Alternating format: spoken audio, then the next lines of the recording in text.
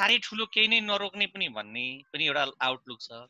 अनि सहकारीले साना साना हुन्, यिनीहरूमा पुँजी प्रविधि स्ट्रेन्थ छैन कि भन्ने खालको पनि कुनै कुनै सरकारवाला निकायहरूको बुझाइ पाएका छौँ। साना छन्, टेक्नोलोजी फ्रेन्डली छैनन्, स्किल मेन पावर छैनन् कि भन्ने खालको पनि कता कता बुझाइ छ। अब म यसमा अलिकति कहाँ जान्छु भने हामीले राष्ट्र ब्याङ्कमा पनि अप्रोच गरिरहेको, हामीले सहकारी विभागमा पनि अप्रोच गरिरहेको हुँदाखेरि यहाँ 3-4 कुरामै कन्फ्लिक्ट छ। जस्तै म के भन्छु भने एउटा कानुनी जटिलताको बारेमा सहकारी ऐनको दफा तपाईलाई ठ्याक्कै भन्दाखेरि दफा 54 मा सहकारी ब्याङ्कले के काम गर्छ भन्दा चाहिँ योमा के भन्छ भने विद्युतीय उपकरण वा साधनको माध्यमबाट बचत लिन, भुक्तानी दिन र रकमान्तरण गर्न सक्छ भन्छ राष्ट्रिय सहकारी ब्याङ्कले।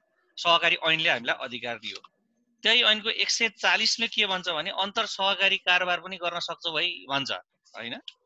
त्यही ऐनबाट बनेको नियमावलीको 80(4)(5) ले के भन्छ भने अन्तर सहकारी कारोबारमा सहकारी संस्थाहरूलाई मन्त्रालयले ब्याङ्कको भूमिका समेत निर्दिष्ट गरी यस्तै यस्तै भनेर चाहिँ मापदण्ड गर्नु भन्छ भने कानुनी भ्यालिडेसन हुँदा भयो। अब अर्कोतिर के भनाइ भन्छ भन्दाखेरि नेपालको कानुनमा चाहिँ नेगोसिएबल इन्स्ट्रुमेन्ट एक्टको कुरा ल्याइन्छ कहिलेकाहीँ। अनि नेगोसिएबल इन्स्ट्रुमेन्ट एक्टमा गएर तपाईँले हेर्नुभयो भने के भन्छ भन्दा ब्याङ्क भनेपछि प्रचलित ब्याङ्क भन्छ। अनि ब्याङ्कले मात्रै चाहिँ के गर्न सक्छ भन्दा चेकहरू, यो कामहरू, ड्राफ्टहरू, भुक्तानी पाउने कामहरू गर्न सक्छ भन्छ। मैले अलिकति जोडेँ यसमा। राष्ट्र ब्याङ्क एक्टले के भन्छ भन्दा ब्याङ्क भनेको चाहिँ नेपालमा राष्ट्र ब्याङ्क मात्रै हो, अरू ब्याङ्क होइन। वाणिज्य ब्याङ्क भन्नु पर्यो कमर्सियल ब्याङ्कलाई, ब्याङ्क मात्रै भन्न पाइएन।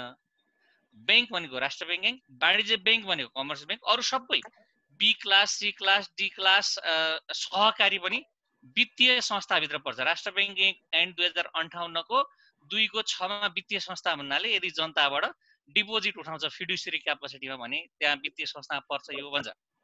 ब्याङ्क वित्तीय संस्थामा जसले कारोबार छ ती ब्याङ्क भनेर दिएको छैन, इजाजतवाला संस्था भनेर दिएको छ। अनि भुक्तानी तथा फर्जिट ऐन 2075 जुन 12 महिना 4 गते जारी भयो, त्यसमा चाहिँ के लेख्छ भन्नुहुन्छ भने आशय पत्र लिनुपर्ने भनेपछि भुक्तानी प्रणाली सञ्चालक भनेको पिएसओ वा भुक्तानी सेवा प्रदायक अथवा पिएसपी रूपमा काम गर्न चाहने व्यक्तिले दफा 6 बमोजिम कम्पनी नै दर्ता गर भन्छ। सहकारी त कुरै गर्दैन उसले। भनेपछि मैले कहाँ भन्न खोजेको भने हाम्रो नेसनल पेमेन्ट स्ट्र्याटेजी, हाम्रो डिजिटाइजिङ फाइनान्सियल सेक्टर भन्ने कुरामा हाम्रो एक कता कता कुरो मिलिरहेको छैन क्या। हामी सबैजना एक ठाउँमा बस्ने आज जुन प्लेटफर्म बनाउनु भयो, मलाई के लाग्छ भने यो पछाडि चाहिँ सर्टेन मेजर्सहरू, सर्टेन कन्डिसनहरू जुन कुरा चाहिँ अरू पिएसओ अथवा पिएसपीले पुरा गर्छन्, त्यो पिएसओ अथवा पिएसपीले पुरा गर्ने सहकारीका निकायहरूले पनि भुक्तानी तथा फर्जिट ऐन अन्तर्गत जाने बाटो खोलिदिने र त्यो पिएसओको रूपमा काम गर्ने कामहरू दिने, अनि त्यस पछाडि नियमन रेगुलेसनको कामहरू गरियो भने चाहिँ मलाई लाग्छ सहकारीमा डिजिटाइजेसन गर्छन्। अलिकति यो ब्रोडर अडियन्सको लागि म के भन्न चाहन्छु भने अहिले सहकारी क्षेत्रमा हामी 74 को डाटा लिएर 300 अरबको कुरा गर्दैछौँ। सामान्यतः 500 देखि 600 अरब बचत परिचालन गर्छन्। यहाँ डिजिटाइजेसन छैन, फिजिकल क्यासको ट्रान्जेक्सन छ, जसले गर्दा राष्ट्र ब्याङ्कको पनि एउटा मोटोमा च्यालेन्ज भइरहेछ। एएमएल सीएफटी कम्प्लायन्सको इस्युले पनि अलिकति च्यालेन्ज देखिरहेको हुनाले अन्य कुरामा त्यस्तो रोकेको मैले देखेको छुइनँ। एउटा भुक्तानी तथा फर्जिट ऐनमा चाहिँ यो सहकारीले गर्न सक्दैन कि भन्ने खालको तरिकाले गरेको हुनाले अब हामी सबै नियमनकारी निकाय, हामी कन्सर्न स्टेक होल्डरले त्यसलाई चेन्ज गर्दै नेसनल पेमेन्ट प्लेटफर्ममा चाहिँ सहकारीलाई जोड्ने प्रयासमा जानुपर्छ।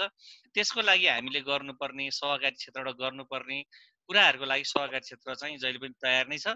हामी त्यस अनुसारले धेरै सिरिजमा हामीले कामहरू गरेका छौँ, छलफल गरेका छौँ, तर लिगल फ्रेमवर्क चाहिँ फ्रेन्डली नहुँदाखेरि चाहिँ हामीले दिन सकेनौँ। जसले गर्दा अहिले नेपालमा चाहिँ टोटल पपुलेसनकै हिसाबले हेर्दाखेरि 20-25% जति चाहिँ पपुलेसन हामी कहाँ छन्।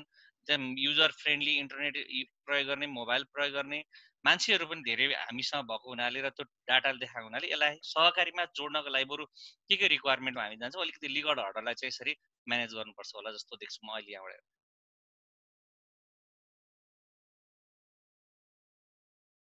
यादव सर। धन्यवाद सर। म निलेश सरका आउन चाहन्छु। निलेश सर सुन्दै हुनुहुन्छ? हजुर ठीक छु, सुन्दैछु हजुर, भन्नुस् न। तर अब हामीले यहाँ सहकारीमा डिजिटल ट्रान्जेक्सनको समस्या र यसका अपर्च्युनिटीहरूका बारेमा हामी छलफल गर्दैछौँ। सर, अब ब्याङ्क वित्तीय संस्थाको इलेक्ट्रोनिक चेक क्लियरेन्सबाट चाहिँ डिजिटल भुक्तानी सुरु गरेको कम्पनीको हेड हुनुहुन्छ।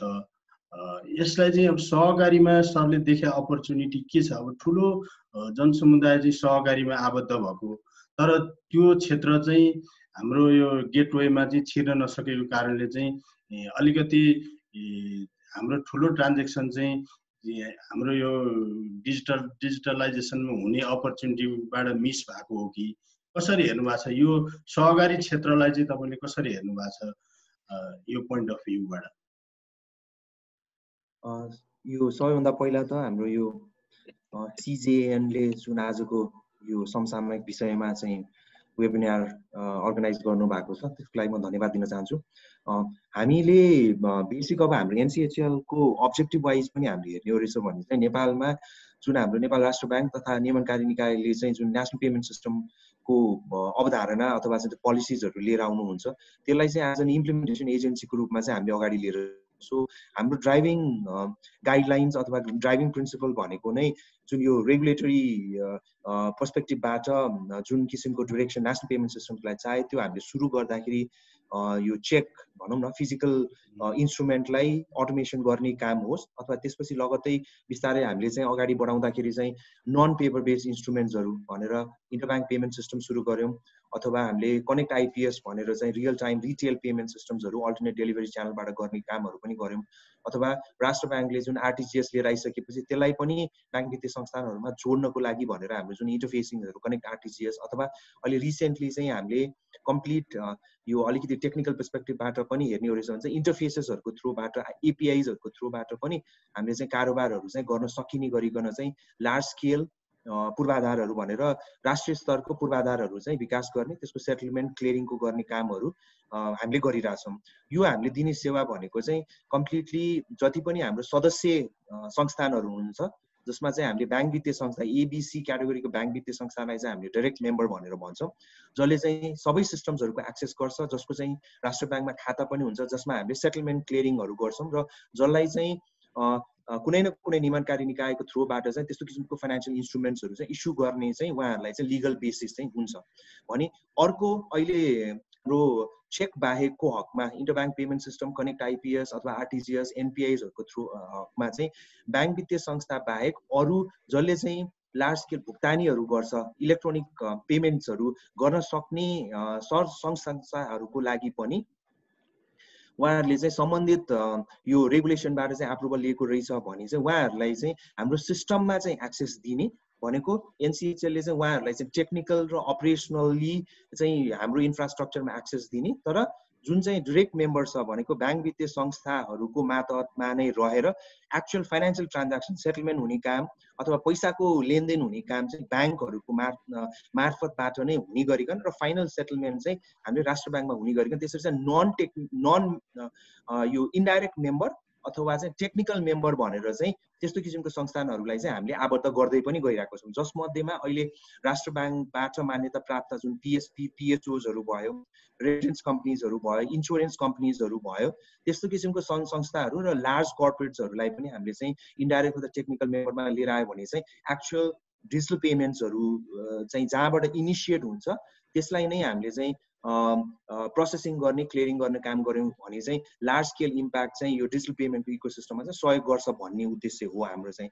अब जहाँसम्म हाम्रो कोअपरेटिभको हकमा चाहिँ हामीले यो कोअपरेटिभमा पनि अघि हाम्रो सरहरूले चाहिँ जुन डेटा सेयर गर्नुभएको आधारमा पनि राम्रै नम्बर अफ कस्टमर्सहरू डिपोजिट मोबिलाइजेसन पनि भइरहेको छ र केही हदसम्म चाहिँ फाइनेन्सियल इन्क्लुजनमा चाहिँ यसले पनि यो हाम्रो राष्ट्रिय इकोनोमीमा चाहिँ राम्रैसँग सहयोग गरिरहेको भएको कारणले गर्दाखेरि के कस्तो माध्यमबाट चाहिँ हामी एनसिएचएलले जे जति पनि हामीले एक्सपिरियन्स अहिलेसम्म चाहिँ हामीले ग्यादर गर्न सकेको छौँ डिजिटल पेमेन्ट इन्फ्रास्ट्रक्चर यो इम्प्लिमेन्टेसन्समा र यसको क्लियरिङ सेटलमेन्ट अपरेसन्समा त्यो चाहिँ कुनै हदबाट चाहिँ हामीले कोअपरेटिभलाई पनि यसमा चाहिँ केही किसिमबाट चाहिँ लिएर आउन सक्यो भने चाहिँ यसले चाहिँ नेसनल जुन हाम्रो अब्जेक्टिभ छ त्यसलाई चाहिँ मिठै राम्रैसँग चाहिँ सहयोग गर्छ भन्ने उद्देश्यले डिस्कसन चाहिँ हाम्रो धेरै भइरहेको छ। तर एनसिएचएलको पर्सपेक्टिभबाट हामीले हेर्नु चाहिँ हामी चाहिँ नेसनल पेमेन्ट सिस्टम्सहरू चलाउने भएको कारणले गर्दाखेरि चाहिँ अब यसको डिफ्रेन्ट मोडल्सहरू हुन सक्ला, तर कोअपरेटिभ एज अ कोअपरेटिभलाई चाहिँ हामीले इन्फ्रास्ट्रक्चर एक्सेस दिनमा प्रब्लम भएन, तर हाम्रो चाहिँ मेन लिगल बेसिस अफ जुन हाम्रो कोअपरेटिभले चाहिँ डिजिटल पेमेन्ट्स कुन कुन इन्स्ट्रुमेन्ट्सहरू हो, तपाईँ चेक भयो, check, card, mobile banking, internet ब्याङ्किङहरू, त्यो लिगल बेसिसको क्ल्यारिटी भएको अवस्थामा चाहिँ हामीले इन्फ्रास्ट्रक्चरमा एक्सेस दिनलाई चाहिँ प्रब्लम नहोला। तर त्यो एक्सेस दिएको अवस्थामा पनि अब अपरेसनल मोडालिटिजहरूको केसमा पनि अब एनसिएचएले डाइरेक्टली इन्डिभिजुअल कोअपरेटिभ्सहरूलाई एक्सेस दिन प्र्याक्टिकली पोसिबल पनि नहुन सक्ने पनि हुनसक्छ। त्यस्तो बेलामा चाहिँ मेबी हाम्रो कोअपरेटिभ्सहरूको पनि हाम्रो बुझाइअनुसार चाहिँ नेसनल इन्स्टिट्युसन्सहरू हुनुहुन्छ, नेप्सकन अथवा एनसिबिएल जस्तो किसिमको त्यस्तो किसिमको संस्थानहरूको माध्यमबाट, अथवा हाम्रो चाहिँ जुन लाइसेन्स प्राप्त ब्याङ्क वित्तीय संस्थानहरू छ उहाँहरूलाई चाहिँ राइड गरेर चाहिँ कोअपरेटिभ्सहरूले ट्रान्ज्याक्सन्स गराउन पनि सकिन्छ जस्तो लाग्छ। अब त्यो चाहिँ अब अलिकति हाम्रो लिगल बेसिस भनेर जुन अघि पनि हाम्रो बद्री सरले चाहिँ जुन एक्ट्सहरूको कुरा गर्नुभएको छ, त्यसमा एक्टमा क्लियरिटी चाहिँ नभएको, त्यो एक्टहरू चाहिँ क्लियर नभएको भन्दा पनि त्यसको चाहिँ एक्चुअल इम्प्लिमेन्टेसन प्रोसिडियर चाहिँ अब के हो त भन्ने कुरामा चाहिँ हामी अलिकति क्ल्यारिटी गर्न सक्यौँ भने चाहिँ यो जुन कोअपरेटिभ्सहरूलाई चाहिँ डिजिटल स्पेसमा लिएर जानको लागि चाहिँ त्यति गाह्रो चाहिँ नहोला। तर मैले एउटा पोइन्ट चाहिँ अर्को चाहिँ के चाहिँ थप्नु पर्ला अहिले भन्दाखेरि, जस्तो अहिले पनि हाम्रो कोअपरेटिभ डिफ्रेन्ट कोअपरेटिभ्सहरूले चाहिँ कार्ड पनि इस्यु गर्न थाल्नु भएको छ, मोबाइल ब्याङ्किङ पनि दिन थाल्नु भएको छ, क्युआर भनेर क्युआर पनि दिन थाल्नु भएको छ।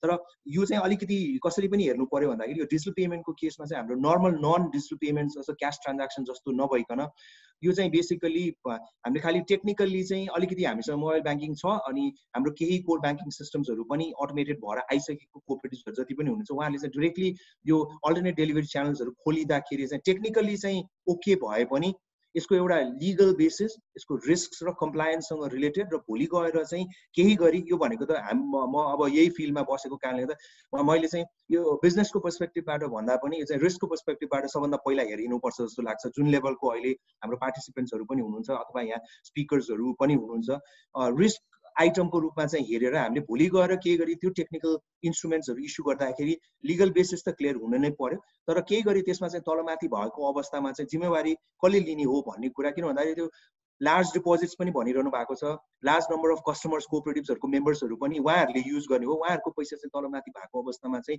हुन सक्ने ठाउँहरू के हो त्यो आइडेन्टिफाई हुनु पर्यो। र भएको अवस्थामा चाहिँ अब त्यो कोअपरेटिभले चाहिँ जिम्मा लिने हो कि मेम्बरले नै लिने हो कि उसको सिबिएसको भेन्डरले लिने हो कि अथवा इन्टिग्रेसन गर्नेले लिने हो कि अथवा जुन ब्याङ्कको थ्रुबाट यो कारोबार हुने छ त्यो उसले लिने हो भन्ने कुराको क्ल्यारिटी भएन भने चाहिँ भोलि केही गरी पनि तलमाथि भयो भने, किन भन्दा डिजिटल पेमेन्टको चाहिँ यो आउटब्रस्ट भनौँ अथवा चाहिँ यसको ग्रोथ चाहिँ एक्सपोनेन्सियल पनि हुन सक्छ। भएकोले त्यस्तो अवस्थामा चाहिँ हामी यो रेगुलेटरी र अब यो लेभलको नेसनल लेभलको इन्स्टिट्युसन्सहरू चाहिँ क्ल्यारिटी भएर चाहिँ अगाडि गयो भने चाहिँ यसलाई अब राम्रैसँग अगाडि लिएर जान सकिन्छ जस्तो लाग्छ।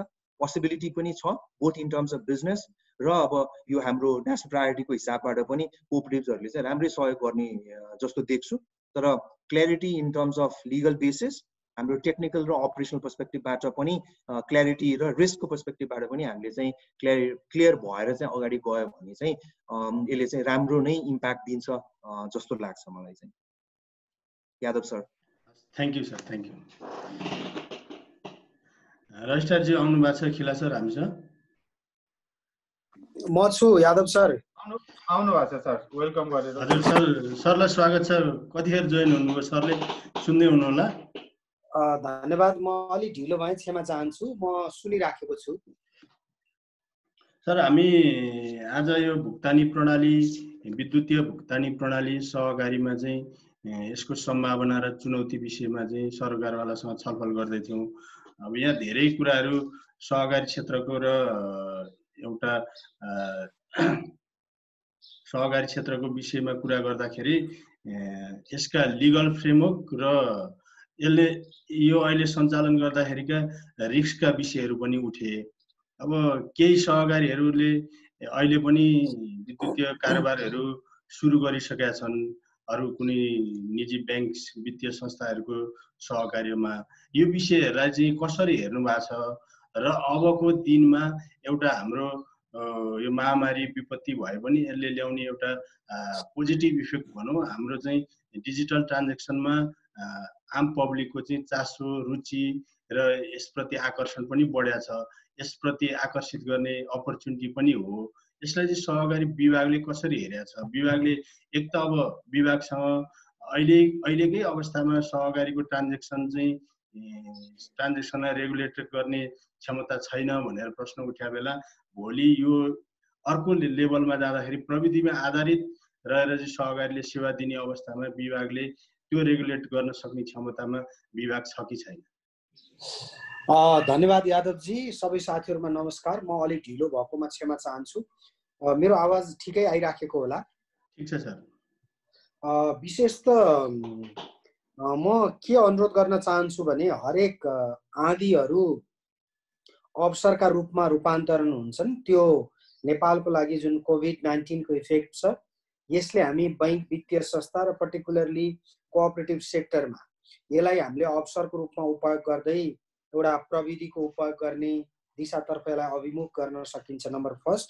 नम्बर सेकेन्ड, विषयको सैद्धान्तिक हिसाबले हेर्दा सहकारी भनेको समुदायमा थोरै छरिएर रहेका व्यक्तिहरूलाई समावेश गराएर सानो सानो पुँजी परिचालनका लागि, सानो बचत ऋण परिचालनका लागि, सानो सानो बहुद्देश्य कामका लागि स्थापना गरिएको थियो नेपालमा। तर अब आजको दिनमा समयको परिवर्तनसँगै त्यो सहकारीलाई सानो विषयवस्तुसँग मात्रै जोडेर हेर्न मिल्दैन। त्यसको लागि हामीले सहकारीलाई अलि डिटेल्स वेमा अलि इनलार्ज गरेर अगाडि बढ्नुपर्ने हुन्छ। त्यसको लागि जतिपय सहकारीहरूले आजको दिनमा एटिएम युज गर्नु भएको छ, कतिपय सहकारीहरूले क्युआर कोड मार्फत पेमेन्ट सिस्टम सुरु गर्नु भएको छ, कतिपय सहकारीहरूले ई वालेट सिस्टम सुरु गर्नु भएको छ। यसका लागि हाम्रा अहिले विद्यमान सहकारी ऐन, नियमावली, कार्यविधिहरू पनि त्यति सहज र सजिला छैनन्।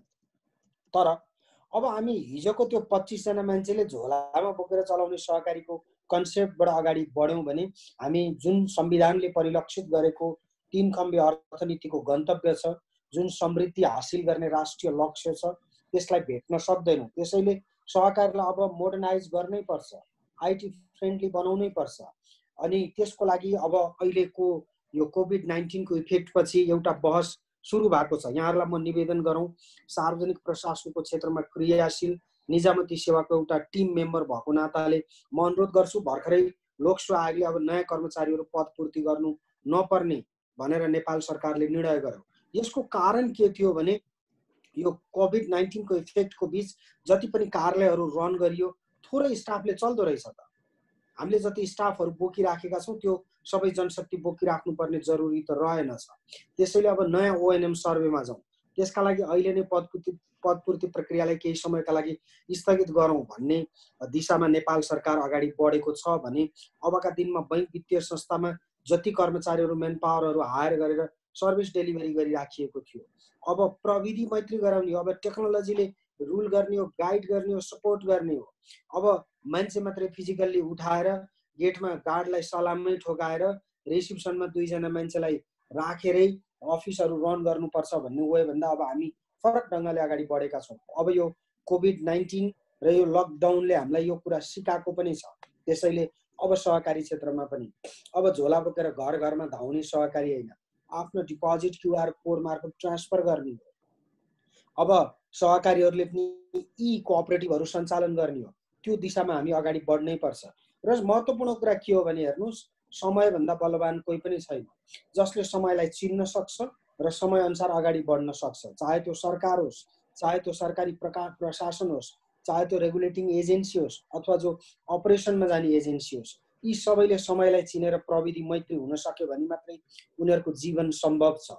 अन्यथा अब सहकारी क्षेत्र मात्रै होइन, मुलुकको समग्र सार्वजनिक प्रशासन, बैंक वित्तीय क्षेत्र र तमाम सार्वजनिक सरोकारका क्षेत्रहरूमा अब हामी नयाँ एरामा, नयाँ युगमा प्रवेश गरेका छौँ।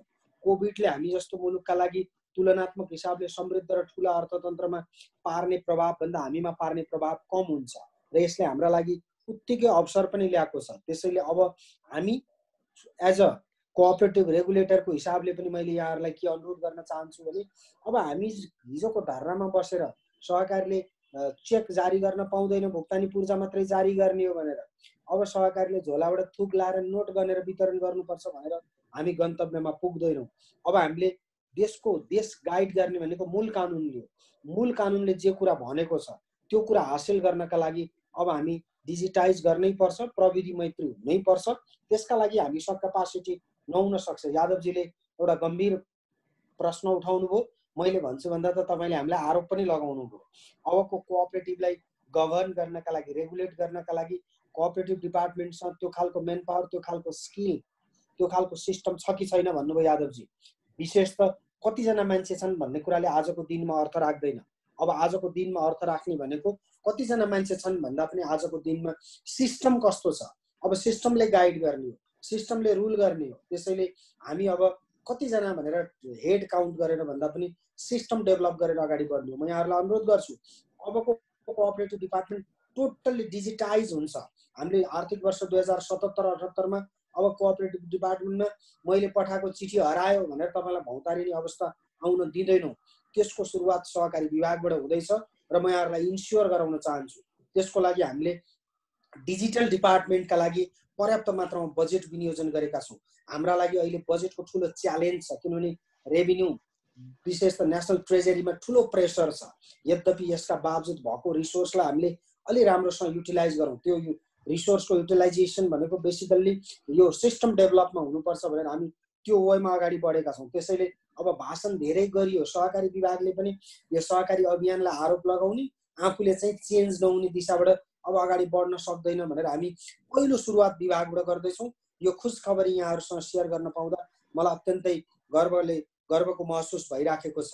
त्यसैले अब हामी डिजिटल वेमा जाने हो। त्यो डिजिटल वे कस्तो हुन्छ त्यसको हामीले अहिले नै अनुमान गरौँ, ड्रइङ गरौँ, डिजाइन गरौँ, प्लान गरौँ।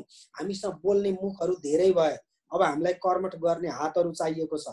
म यहाँहरूलाई इन्स्योर गराउँछु, आर्थिक वर्ष यो आउने आगामी आर्थिक वर्ष जो साउन 1 गतेबाट सुरु हुन्छ, सहकारी विभागले यहाँहरूलाई इमान्दारीपूर्वक भन्दा एउटै कुरामा बढी फोकस गरेर अगाडि बढ्छ, त्यो भनेको डिजिटाइजेसन।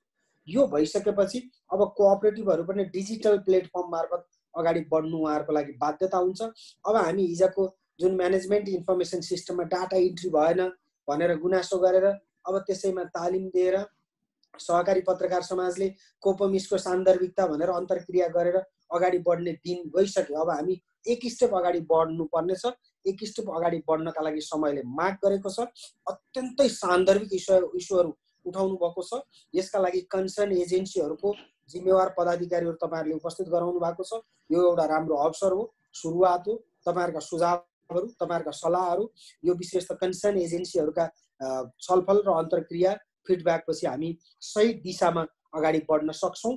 म यहाँहरूलाई यो कुरा इन्स्योर गर्दै बाँकी यादवजी अरू कुरा अगाडि बढाउँदै गयो। सर एउटा सप्लिमेन्ट्री क्वेसन सरलाई थप्नु पर्यो। जुन अब सहकारी ऐन 74ले गरिसक्यो व्यवस्था र यो चाहिँ यसलाई कार्यान्वयन गर्ने हातमा सरको हातमा छ। जुन इन्टर कोअपरेटिभ चेक क्लियरेन्सको व्यवस्था हाम्रो सहकारी ऐन 74मा गरियो, तर त्यसका कार्यविधिहरू नआउँदाखेरि, नियावली कार्यविधि नआउँदाखेरि त्यो अगाडि बढ्न सकेका छैन। अब अहिले अवसर पनि हो, त्यसमा प्रेसर पनि छ। यो चाहिँ कहिलेसम्म आउँछ र कहिलेबाट लागू हुन्छ, सरले के भन्न चाहनुहुन्छ? विशेष गरेर हामी केही कार्यविधिहरू बनाइसकेका छौँ, केही कार्यविधिहरू अन्तिम चरणमा पनि छन्, हामी जारी गर्ने दिशामा पनि छौँ। यो बिचको लकडाउनले अलिकता केही असर गरेको कारणले हामीले त्यसलाई समयमै अगाडि बढाउन पनि सकेनौँ। तर एउटा दुईटा कुरा ऐनले धेरै कुराहरू सहजीकरण गरेको छ। यो वास्तवमा के हो भने नेपालीमा उखान छ, नाच्न नजान्ने आँगन टेढो भने जस्तो ऐनमा यो छैन र त्यो छैन भनेर हामीले धेरै कामहरू रोकिराखेका छौँ। अब ऐन त मुलुकमा संविधानहरू परिवर्तन भएका धेरै उदाहरणहरू छन् भनेपछि हाम्रा लागि केही चिजहरूले पनि त्यस्तो ठुलो अप्ठ्यारो पार्न सक्दैन। मलाई विश्वास छ यो गर्नुपर्छ भन्ने राष्ट्रिय आकांक्षा हासिल गर्नका लागि, तपाईँ हाम्रो भावनालाई मूर्त रूप दिनका लागि कानुनमा भएका जटिलताहरूलाई सहजीकरण गर्दै तत्काल जारी गर्नुपर्ने कार्यविधिहरू जारी गर्दै अगाडि बढ्छौँ। यसका लागि हामीले विशेष त अन्तर सहकारी कारोबार लगायतको कार्यविधि जारी गरेर यो लकडाउन सुरु हुनु अगाडि हामीले पब्लिकली इन्ट्रेक्सन पनि गरेका थियौँ। तपाईँहरू पनि त्यहाँ उपस्थित हुनुहुन्थ्यो। त्यसमा हामी यसको सरकारवाला एजेन्सीहरूबाट फिडब्याकहरू पनि लिँदैछौँ। यो कुरा अगाडि बढ्छन् र अरू जे कुराले बाटो अगाडि बढ्नका लागि, डिजिटाइज गर्नका लागि अवरोध पुर्याउँछन्, ती अवरोधहरू पन्छाउँदै अगाडि बढ्छौँ हामी। धन्यवाद सर। यहाँ बद्री सर हुनुहुन्छ?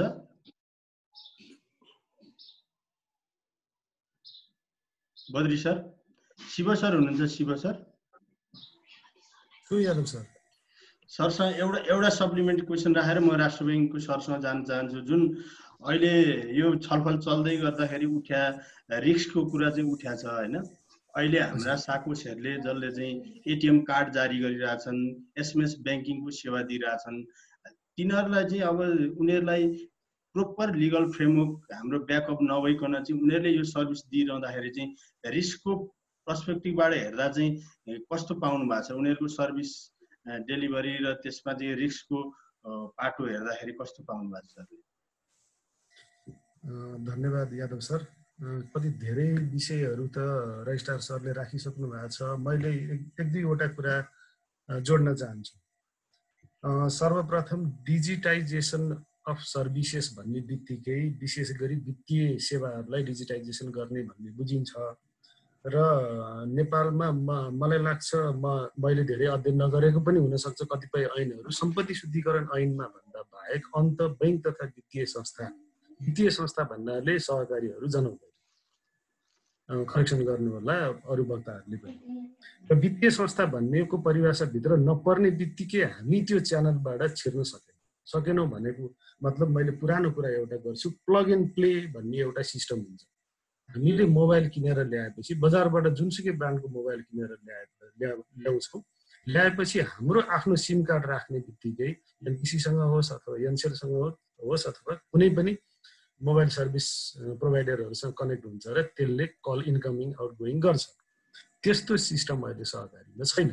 त्यो भनेको के हो भने digital payment, national payment gateway अथवा नेसनल पेमेन्ट पोलिसी अथवा कसरी जान सक्ने भन्ने स्थिति छैन। त्यसमा धेरै चुनौतीहरू छन्।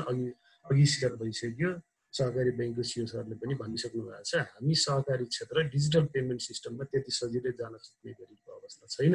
कुनलाई साथै लिएर जाने, जोडेर जाने, अगाडि जाने आफ्नो ठाउँमा होला। र अर्को कुरो सहकारी संस्थाहरूले जारी गर्ने, सहकारी ब्याङ्कको सिओले पनि अहिले भन्नुहुन्छ होला, एनसिएचएलले रिकगनाइज गर्ने लेभलको डकुमेन्ट छैन अथवा डकुमेन्ट भनेको चेकहरू त्यसरी रिकगनाइज हुन्छ जस्तो लाग्दैन। र अहिले जति सहकारी संस्थाहरूले आफ्नो एटिएमको कार्ड बनाएका छन्, डेबिट कार्ड, ती डेबिट कार्ड पनि सहकारी संस्थाको आफ्नो नाममा प्रिन्ट गरे पनि त्यसलाई रिकगनाइज हुँदैन, कुनै एउटा ब्याङ्कको एसिस्टेन्स लिएर गइरहेको छ। अहिले सहकारी संस्थाहरूको टेक्नोलोजी चाहिँ एसिस्टेन्स, सिस्टम नभइकन एसिस्टेन्सको रूपमा मात्रै काम भइरहेको मैले बुझेको छु। अब यसको सबभन्दा चुनौती भनेको धेरै विषयका चुनौती रहँदै पनि नेपालमा एउटा चुनौती चाहिँ सहकारी संस्थाको सङ्ख्या धेरै नै भयो, 35,000 भन्दा मास्तिर गयो, एउटा विषय थियो। अर्को कुरा कन्सेप्चुअल क्ल्यारिटी भन्ने कुरा सहकारी क्षेत्रमा आएन। मैले दोष लगाउन खोजेको होइन। फाइनेन्सियल कोअपरेटिभ कुन हो, नन फाइनेन्सियल कोअपरेटिभहरू कुन हो, त्यसरी क्लियरली छुटिएर गएको स्थिति हो भने डिजिटल फाइनेन्सियल सर्भिसहरूमा क्ल्यारिटी ल्याउन, सिस्टममा लैजान धेरै सजिलो हुन्थ्यो। अब अहिले त म सुन्छु सबै सहकारी संस्थाहरूले बचत गर्न पाउनुपर्ने, ऋण लगानी गर्न पाउनुपर्ने त्यस्ता छलफलहरू बहसहरू गरिरहेका छन्। म त्योतर्फ जान्न, रेगुलेटरहरूले यो कुराहरू गर्नु। म अलिकति सेयरिङ गर्न चाहन्छु। धेरै त मलाई थाहा भएन।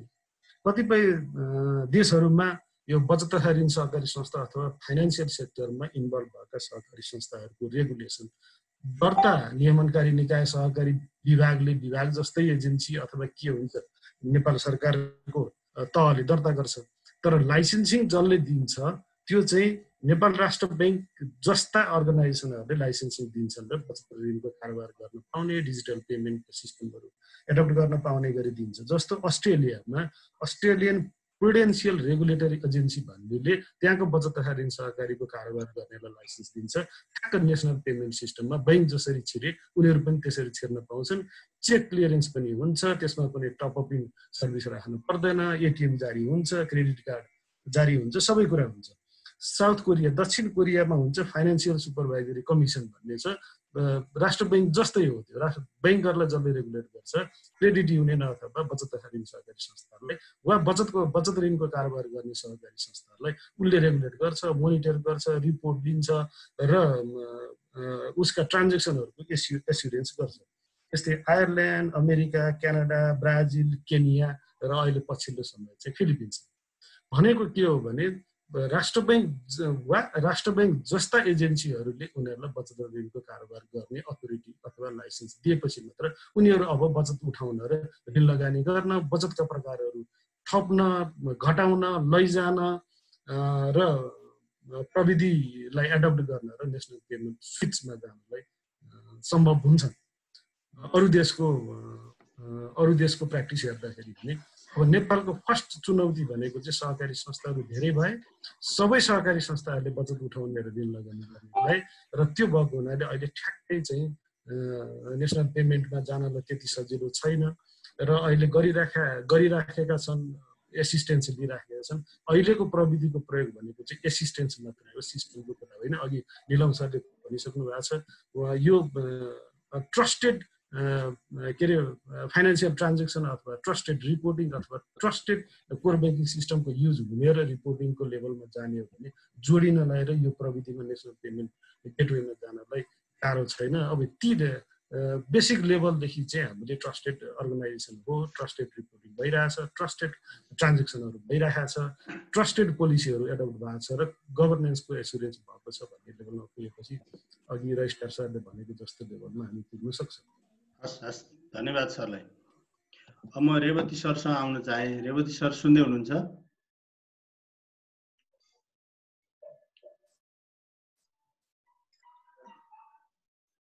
रेवती सर? हजुर, सुन्दै हुनुहुन्छ? सुन्दैछु सर। अब अघिदेखि सर हामीसँग लाइनमै जोडिरहनु भएको छ। सरले हाम्रो छलफलहरू सुनिरहनु भएको छ। सहकारी क्षेत्र र भुक्तानी सेवा प्रदायक एनसिएचएल को कुरा पनि सुन्नुभयो। अब सर, राष्ट्र ब्याङ्कले भुक्तानी फर्च्युट गर्ने ऐन नियमावली दुईटै जारी गरेर यो क्षेत्रलाई अहिले अलि अलग तरिकाले व्यवस्थित गर्न खोजिरहेको छ पछिल्लो समयमा र हरेक यो सम्बन्धी कारोबार गर्ने संस्थाहरूलाई रेगुलेट पनि गर्न खोजिरहेको छ। यो सन्दर्भमा सरलाई म दुईटा प्रसङ्ग जोड्न चाहन्छु। एउटा चाहिँ अब अहिले यो महामारी पछि जसरी ब्याङ्क वित्तीय संस्थाले विद्युतीय कारोबार, विद्युतीय भुक्तानीलाई चाहिँ प्रोत्साहन गर्नलाई जुन स्ट्राटेजी लिए, त्यसले चाहिँ हाम्रो यो सेक्टरमा कस्तो उपलब्धि हासिल भयो, एउटा ओभरअल सरले त्यो भनिदिनु होला।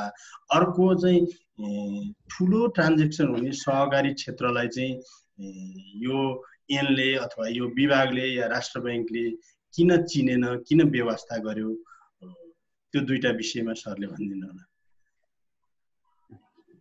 हस्, धन्यवाद सर। त्यसपछि सबै हाम्रा वक्ता साथीहरू प्लस हाम्रो यो च्याटमा चाहिँ सहभागी हुने साथीहरू सबैले म नमस्कार गर्न चाहन्छु। वास्तवमा अत्यन्तै समसामयिक कुराहरू राख्नुभयो, म खुसी पनि छु मलाई पनि सहभागी गराउनु भएकोमा। अहिले डिजिटल पेमेन्टको कारोबार आइसकेपछि अथवा हामी यो कोभिड-19 लागू भइसकेपछिको म अलिकति कुरा गरौँ, अत्यन्तै उत्साहप्रद छ। अहिले हाम्रो चाहिँ सहभागिताको कुरा गर्दाखेरि र यसको खर्चको प्याटर्न हेर्दाखेरि पनि स्पेसल्ली खर्चको कुन कुन सेक्टरमा खर्च भएको छ भनेर चाहिँ हामी एनालाइज गर्न सक्ने अवस्थामा चाहिँ छैनौँ, किनभने सबै डिटेलहरू आइ नसकेको र कहाँनिर कसरी खर्च भयो भनेर ती विभिन्न खालका चाहिँ हाम्रो पिएसओहरूको चाहिँ विवरणहरू अथवा पस मेसिनको विवरणहरू चाहिँ टोटल नआइसकेको कारणले म अहिले त्यतातिर कुरा गर्दिनँ। तर अहिले हामी चाहिँ देख्छौँ, हामी आइदर चाहिँ लकडाउनको पिरियडमा पनि आइदर क्लियरिङ हाउसको कारोबार होस्, आइदर आरटिजिएसको कारोबार होस्, मोबाइल वालेटको कारोबार होस् वा एटिएमको कुराहरू, एटिएमबाट भएको कारोबारहरू हामी हेरौँ भनेदेखि अत्यन्तै उत्साहप्रद छ। अत्यन्तै उत्साहप्रद सबै गतिविधिहरू ठप्प हुँदाखेरि पनि यो सेक्टरमा अहिले हुने खर्च भनेको डेली एसेन्सियलको लागि हो। अरू धेरैतिर खर्च भएको छैन। जनरली बाँच्नको लागि आधारभूत क्षेत्रहरूमा चाहिँ भएको खर्चहरू हेर्दाखेरि पनि यतातिरको सेक्टरको चाहिँ उपयोगिता अत्यन्तै बढी छ र धेरैभन्दा धेरै मान्छेहरू चाहिँ अहिले यो डिजिटल पेमेन्टमा चाहिँ आबद्ध हुनको लागि चाहिँ उत्साहित भएको। कतिपयले त डिजिटल पेमेन्टको कारोबार गर्न नपाएको कारणले गर्दाखेरि यो लकडाउनमा विभिन्न खालको समस्या भएको, त्यस कारणले गर्दाखेरि यो चाहिँ बाटो अथवा चाहिँ यो अप्ठ्यारो फुकाइदिनको लागि पनि अनुरोध गरेर लट अफ खालका चाहिँ इन्फर्मेसनहरू, मेसेजहरू हामीलाई चाहिँ सेयर गरेको अवस्था छ। त्यति भइसकेपछि अहिलेको कारोबारको सन्दर्भमा कुराकानी गर्दाखेरि टोटल चाहिँ देशै अब ठप्प भइरहेको अवस्थामा पनि हामी आरटिजिएसको कारोबार वा चाहिँ क्लियरिङ हाउसको कारोबार वा मोबाइल ब्याङ्किङको कारोबार, एटिएमको कारोबारहरू अत्यन्त उत्साहप्रद छ र यो चाहिँ त्यसको करिब 50% भन्दा बढी कारोबार रेगुलर कारोबार भन्दा 50% जतिको कारोबार चाहिँ अहिले भइरहेको बेला म यहाँलाई निवेदन गर्न चाहे। यो एउटा पहिलो सेक्टरको तपाईँले उठाउनु भएको क्वेसन हो। अब नेपालको बैंकिङ सेक्टर अथवा नेपालको पेमेन्ट सेक्टर भनेको जनरली बैंक लिड मोडेल हो, यसमा विवादै छैन। हामीले जेसुकै कुरा गरे पनि हामी बैंक वित्तीय संस्थाहरूको शाखाको कुरा गरौँ अथवा चाहिँ बिएलबीको कुराहरू गरौँ वा चाहिँ बैंकको ब्रान्चेसहरूको कुरा गरौँ र यसका चाहिँ खातावालाको कुरा गरौँ, लोनीको कुरा गरौँ, त्यस कारणले हामी यसलाई चाहिँ बैंक लिड मोडेल हो। नेपालको पेमेन्ट सिस्टम भनेको बैंक लिड मोडेल हो। यहाँनिर तर बैंकले मात्रै सबैलाई सहभागिता गराउन सक्दैन भन्नेमा पनि दुविधा छैन। भर्खरै हाम्रो चाहिँ मेरोभन्दा अगाडिका वक्ता साथीहरूले पनि धेरै कुराहरू राख्नुभयो। सहकारी बैंकको साथीले पनि कुराकानीहरू राख्नुभयो। के छ त भनेर भन्दाखेरि हामीले सहकारी सेक्टरलाई चाहिँ सँगसँगै लान नखोजेको होइन, राष्ट्र बैंकले पनि सँगै लान खोजिरहेछ, सँगै लान खोजिरहेको। तर के छ भनेदेखि हामी आइदर नेगोसिएबल इन्स्ट्रुमेन्ट एक्टको कुरा गरौँ, त्यहाँनिर चेकको कुराहरू आउँछ। हामी सुरक्षा र प्रभावकारितालाई सँगसँगै लानुपर्ने हुन्छ। सहकारीहरूले त्यो खालको सुरक्षा व्यवस्था अपनाएर चेक जारी गर्न सक्ने हैसियत राख्छन् कि राख्दैनन्, पहिलो कुरा त्यहाँनिर हामी कुराकानी गरौँ सहकारीको सङ्ख्या। किनभनेदेखि हाम्रो मुख्य एजेन्डा भनेको सुरक्षा र प्रभावकारिता। हामी दुईटा कुराहरू हेर्छौँ, इफिसियन्ट र सेक्युरिटी। त्यस कारणले एमआइसिआर चेकहरू जारी गर्ने हैसियतहरू उनीहरूले राख्छन् कि राख्दैनन्, पहिलो कुरा त्यो। यदि राख्छन् भनेदेखि भोलिका दिनहरूमा नेगोसिएबल इन्स्ट्रुमेन्ट एक्टमा पनि परिमार्जन गरेर जान सकिन्छ। बचत तथा ऋणको कारोबार गर्ने सहकारी र अन्य सहकारीहरूको बिचमा पहिलो सेग्रिगेट हुनुपर्छ। हामी सबैलाई सहकारी भन्नाले ब्ल्याङ्केटमा त्यो बास्केटमा हाल्न सक्छौँ अथवा राख्नुपर्छ भन्ने पक्षमा म छैन। तर दोस्रो चरणमा चाहिँ हामी के गर्न सक्छौँ भनेदेखि यिनीहरूलाई चाहिँ छुट्याइसकेपछि हामी पिएचपीको लाइसेन्सको कुरा पनि अगाडि बढाउन सक्छौँ। भोलि हामी अलिकति यहाँनिर डिस्टर्बेन्स आए जस्तो म देख्छु, के कसो छ मलाई करेक्ट गर्नु होला, यहाँनिर मलाई घचघचाउनु होला। अब एउटा कुरा हामी सुरक्षाको कुरा गरौँ, एमआइसिआरको चेकको कुराहरू वा क्लियरिङ हाउसमा चाहिँ आबद्ध हुने कुराहरू गऱ्यौँ भनेदेखि दोस्रो लाइसेन्सिङको कुरा गर्न सक्छौँ हामीले। अहिलेको भुक्तानी तथा फर्सेट ऐनले चाहिँ के गर्छ त भनेर भन्दाखेरि सहकारीहरूलाई कम्पनी स्थापना गरेर आऊ भनेर अरूलाई सरह एउटै टोकरीमा हालेको अवस्था छ, निश्चितै रूपमा छ। सहकारी बैंकको साथीहरूले पनि म आउनुभन्दा अगाडि नै मैले यो विभाग हेरेको भर्खर 4 महिना जति भयो, त्यो बेला भन्दा अगाडि नै साथीहरूले एउटा लाइसेन्सको लागि निवेदन पनि दिनुभएको रहेछ। तर जब हाम्रो चाहिँ 75 साल चैतको 4 गते नयाँ ऐन आइसकेपछि त्यो कुराहरू स्टप भएछ। ऐनले त्यसलाई चाहिँ अगाडि बढाउन चाहिँ बाधा दिएको कारणले गर्दाखेरि त्यो प्रक्रिया अगाडि बढाउन सकिएन। नत्र सहकारीको ठुलो सेगमेन्ट ठुलो पार्टलाई चाहिँ त्यहाँनिर आबद्ध गराउन सकिन्छ कि भन्ने हामीलाई लाग्छ। अहिले जतिपय चाहिँ सहकारीका साथीहरूले मैले डाइरेक्टली त त्यति धेरै भोग्न पाएको छैन, एटिएम जारी गर्नुभएको छ अर्को ब्याङ्कसँग एसोसिएट भएर भन्ने सुन्छु। त्यसपछि गएर डिजिटल कारोबार गर्नुभएको छ, केही सर्टेन पिएसपीहरूसँग चाहिँ आबद्ध भएर डिजिटल कारोबार गर्नुभएको छ, ब्याङ्कसँग आबद्ध भएर चाहिँ डिजिटल कारोबार गर्नुभएको छ। त्यहाँनिर लिगालिटीको क्वेसनहरू पनि आउँछ। भोलि त्यहाँनिर सुरक्षामा विश्वसनीयताको चाहिँ प्रश्न खडा भयो भनेदेखि कसले त्यसको अन्तिम जवाबदेही लिने भन्ने खालका कुराहरूमा पनि इस्युहरू छन्। त्यहाँनिर हामी छलफल गर्नुपर्छ। किनभनेदेखि अर्काको पैसा राम्ररी चाहिँ गोइङ अन हुँदाखेरि ठिक छ, कुनै खालको प्रब्लम आयो भनेदेखि यसका कानुनी हैसियतहरू त्यो बेला खोजिन्छन्। त्यस कारणले हामी एकातिर हामी मिलाउनु पर्ने अवस्था छ भनेदेखि नेगोसिएबल इन्स्ट्रुमेन्ट एक्टलाई मिलाउनु पर्ने अवस्था छ भने अर्कोतिर भुक्तानी तथा फर्सेट ऐनमा पनि कानुनी प्रावधानहरू सच्याएर सँगसँगै लैजानु पर्ने अवस्था छ। कानुनहरू परिमार्जन गर्न नसकिने होइन, तर परिमार्जन गर्नुभन्दा अगाडि नै या परिमार्जनसँगै हाम्रा क्रियाकलापहरू साथै लान सक्ने सुरक्षा वा प्रभावकारितालाई सँगसँगै लानको लागि हामी रेडी छौँ कि छैनौँ, यी कुराहरू चाहिँ सँगै एनालाइसिस गरेर जान सकियो भनेदेखि डिजिटल पेमेन्टमा जानको लागि सहकारीको ठुलो सेगमेन्ट जसमध्ये बचत तथा ऋण सहकारीहरूलाई आबद्ध गराएर डिजिटल पेमेन्टहरूमा लान अघि एउटा हाम्रो कुराकानी निकाल्दै हुनुहुन्थ्यो। हाम्रो सहकारी ऐनमा भएको व्यवस्था अथवा सहकारी ऐनको दफा 54 को व्यवस्था, भुक्तानी तथा फर्सेट ऐनका कुराहरू पनि उहाँले सँगसँगै जोड्नु भएको थियो। वास्तवमा कानुनी प्रावधानहरू आफ्नो ठाउँमा छ, यो मिलाउनै पर्छ। कानुनी प्रावधान नमिलाइकन हामी इन्ट्री गर्न सक्दैनौँ। तर त्यो मात्रै सबै होइन, ती कुराहरूलाई चाहिँ मिलाउँदै जाँदाखेरि आफ्नो क्यापासिटी इन्हान्स गरेर एउटा हामी सेक्युर हुने कल्चर वा टेक्नोलोजीमा चाहिँ आबद्ध भएर जाने सुरक्षालाई सँगसँगै लिएर जान सक्ने टेक्नोलोजिकल एडप्टेसनको डेभलप गर्न सक्ने क्षमता हामीले राख्यौँ भनेदेखि अनि हामी सहकारीलाई पनि सँगै लैजाँदाखेरि उपयुक्त हुन्छ भनेर मैले अहिले तपाईँले राख्नुभएका कुराहरूको मोटामोटी आफ्नो भनाइहरू यति राखेँ। सर एउटा यहाँ मलाई आएको क्वेसन सरलाई यहाँ सप्लिमेन्ट गर्दैछु। यो चाहिँ अब निजी कम्पनीहरूलाई चाहिँ विश्वास गर्ने राष्ट्र ब्याङ्कले यसैको लागि, तर चाहिँ लामो समय वित्तीय कारोबार गर्ने, वित्तीय सेवा दिने, अब ग्रामीण क्षेत्रमा दूरदराजमा बसेर काम गर्ने सहकारी क्षेत्र जोसँग चाहिँ थोर बहुत भए पनि फाइनेन्सियल एक्सपिरियन्स छ, उनीहरूलाई चाहिँ अविश्वास गर्ने हुन्छ र भनेर यहाँ प्रश्न आएको छ, यो सरलाई सोधिहाल्नु। ठिक छ, यहाँ हामी चाहिँ सेन्टिमेन्टको कुरा नगरौँ है। म पैसाको कुरा जोडिँदाखेरि दूर दराज वा फलानु भनेर सेन्टिमेन्टको कुरा होइन, सेक्युरिटीको कुराहरू बढी महत्त्वपूर्ण हुन्छ। र दोस्रो कुरा भनेको कानुनी अडचन चाहिँ अलिकति छ, नभएको होइन। भुक्तानी तथा फर्सोट ऐनले चाहिँ कम्पनी स्थापना गरेर आउन पर्ने ती कम्पनीका संस्थापक सञ्चालकहरू र सिनियर चाहिँ हाम्रा अफिसियल्सहरूको चाहिँ फिट एन्ड प्रपर टेस्ट गरेर जानुपर्ने प्रावधानहरू त्यहाँ राखेका छ। सरकारले छुट्टै कम्पनी स्थापना गरेर आउनलाई नसक्ने कानुनी अडचन भएको कारणले गर्दाखेरि मात्रै हो वास्तवमा राष्ट्र ब्याङ्क बचत तथा ऋणको सहकारीको काम गर्ने र सक्षम खालका चाहिँ सहकारीका संस्थाहरूलाई चाहिँ इजाजत दिनको लागि इच्छुकै छ, जहिले पनि इच्छुक छ। तर हामी सेन्टिमेन्टको कुरा गरेर दूरदराजको कुराकानी गरेर यहाँ सेन्टिमेन्ट जोडेर चाहिँ फाइनेन्सियल सेक्टरमा काम हुँदैन।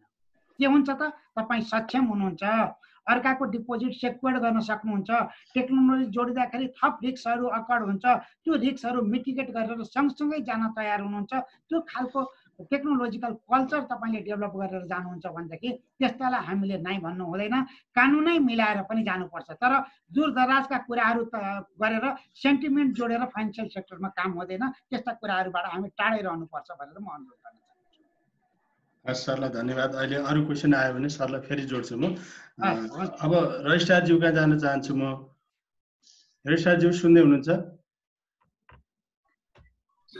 म सुन्दैछु सर। यहाँ कुरा के आयो भने अहिले पनि फाइनेन्सियल ट्रान्जेक्सन गर्ने सहकारी, केही सहकारीहरूले एसएमएस ब्याङ्किङ र एटिएम जारी गर्ने त्यो सर्भिस चाहिँ प्रदान गर्न थालेका छन्।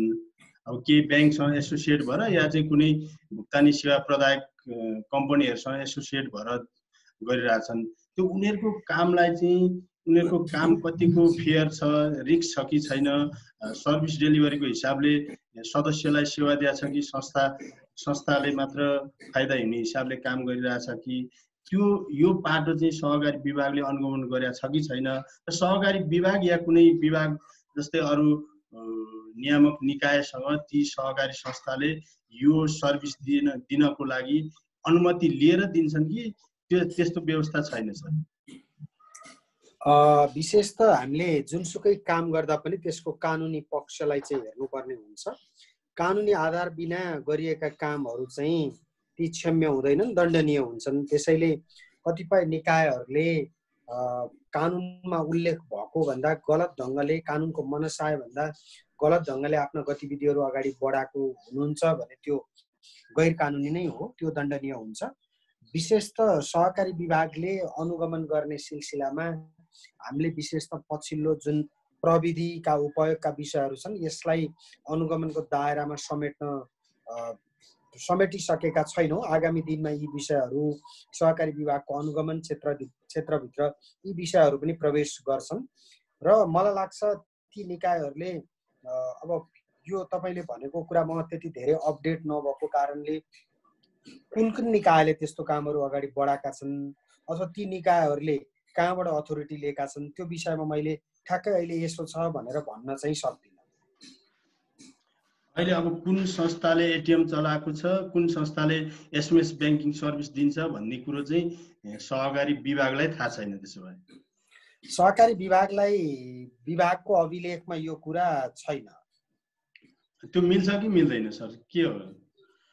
अब विशेष त यस्तो छ, कतिपय संस्थाहरूले डिजिटल कारोबारलाई अगाडि बढाउने सिलसिलामा जुन एटिएम मसिनहरू स्थापना गर्ने, आइटी फ्रेन्डली सर्भिसहरू दिने कुराहरू अगाडि पनि बढाउनु भएको छ।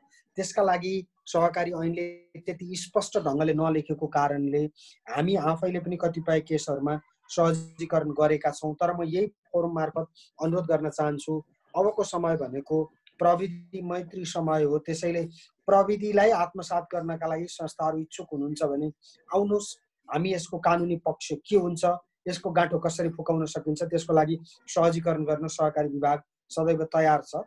त्यसलाई सहकारी विभागले अन्यथा लिँदैन, तर अनुमति लिएर अभिलेख तय गरेर केही कानुनी आधारमा मात्रै अगाडि बढ्नु जरुरी हुन्छ। हस्, धन्यवाद सरलाई।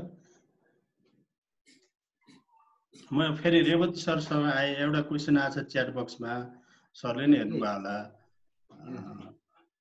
यो ब्याङ्क वित्तीय संस्थासँग पार्टनरसिप गरेर अथवा चाहिँ भुक्तानी सेवा प्रदायकसँग पार्टनरसिप गरेर सहकारीले अहिले दिइरहेको सर्भिस चाहिँ त्यो सर्भिसलाई चाहिँ राष्ट्र ब्याङ्कले कसरी हेरिरहेछ, त्यो कतिको सुरक्षित छ? होइन, हाम्रो पार्टबाट त यो चाहिँ अहिले वैधानिक होइन। हामीले ब्याङ्कहरूलाई जसले हाम्रो चाहिँ अनुमति लिन सक्नु भएको छैन त्यो कारोबार नगर्नु भनेर भनेका छौँ। तर ब्याङ्कहरू के छ भने आफ्नो रिस्कमा चाहिँ हाम्रो चाहिँ अनुमति नलिएर उहाँहरूसँग एसोसिएट भएर गर्नुभएको कारणले गर्दाखेरि त्यो हाम्रो पार्टबाट अहिलेलाई चाहिँ म चाहिँ वैधानिक भन्दिनँ। त्यसको सम्पूर्ण जवाबदेही कुनै खालको प्रब्लम पर्यो भनेदेखि हामी सम्बन्धित ब्याङ्कलाई बोलाउँछौँ। कुनै खालको हामीलाई क्वेसनहरू आयो भनेदेखि हामी ब्याङ्कलाई बोलाउँछौँ र ब्याङ्कले सम्पूर्ण दायित्व वहन गर्ने गरेर त्यो गरेछ भनेर मेरो पनि अनौपचारिक नोटिसमा आएको हो।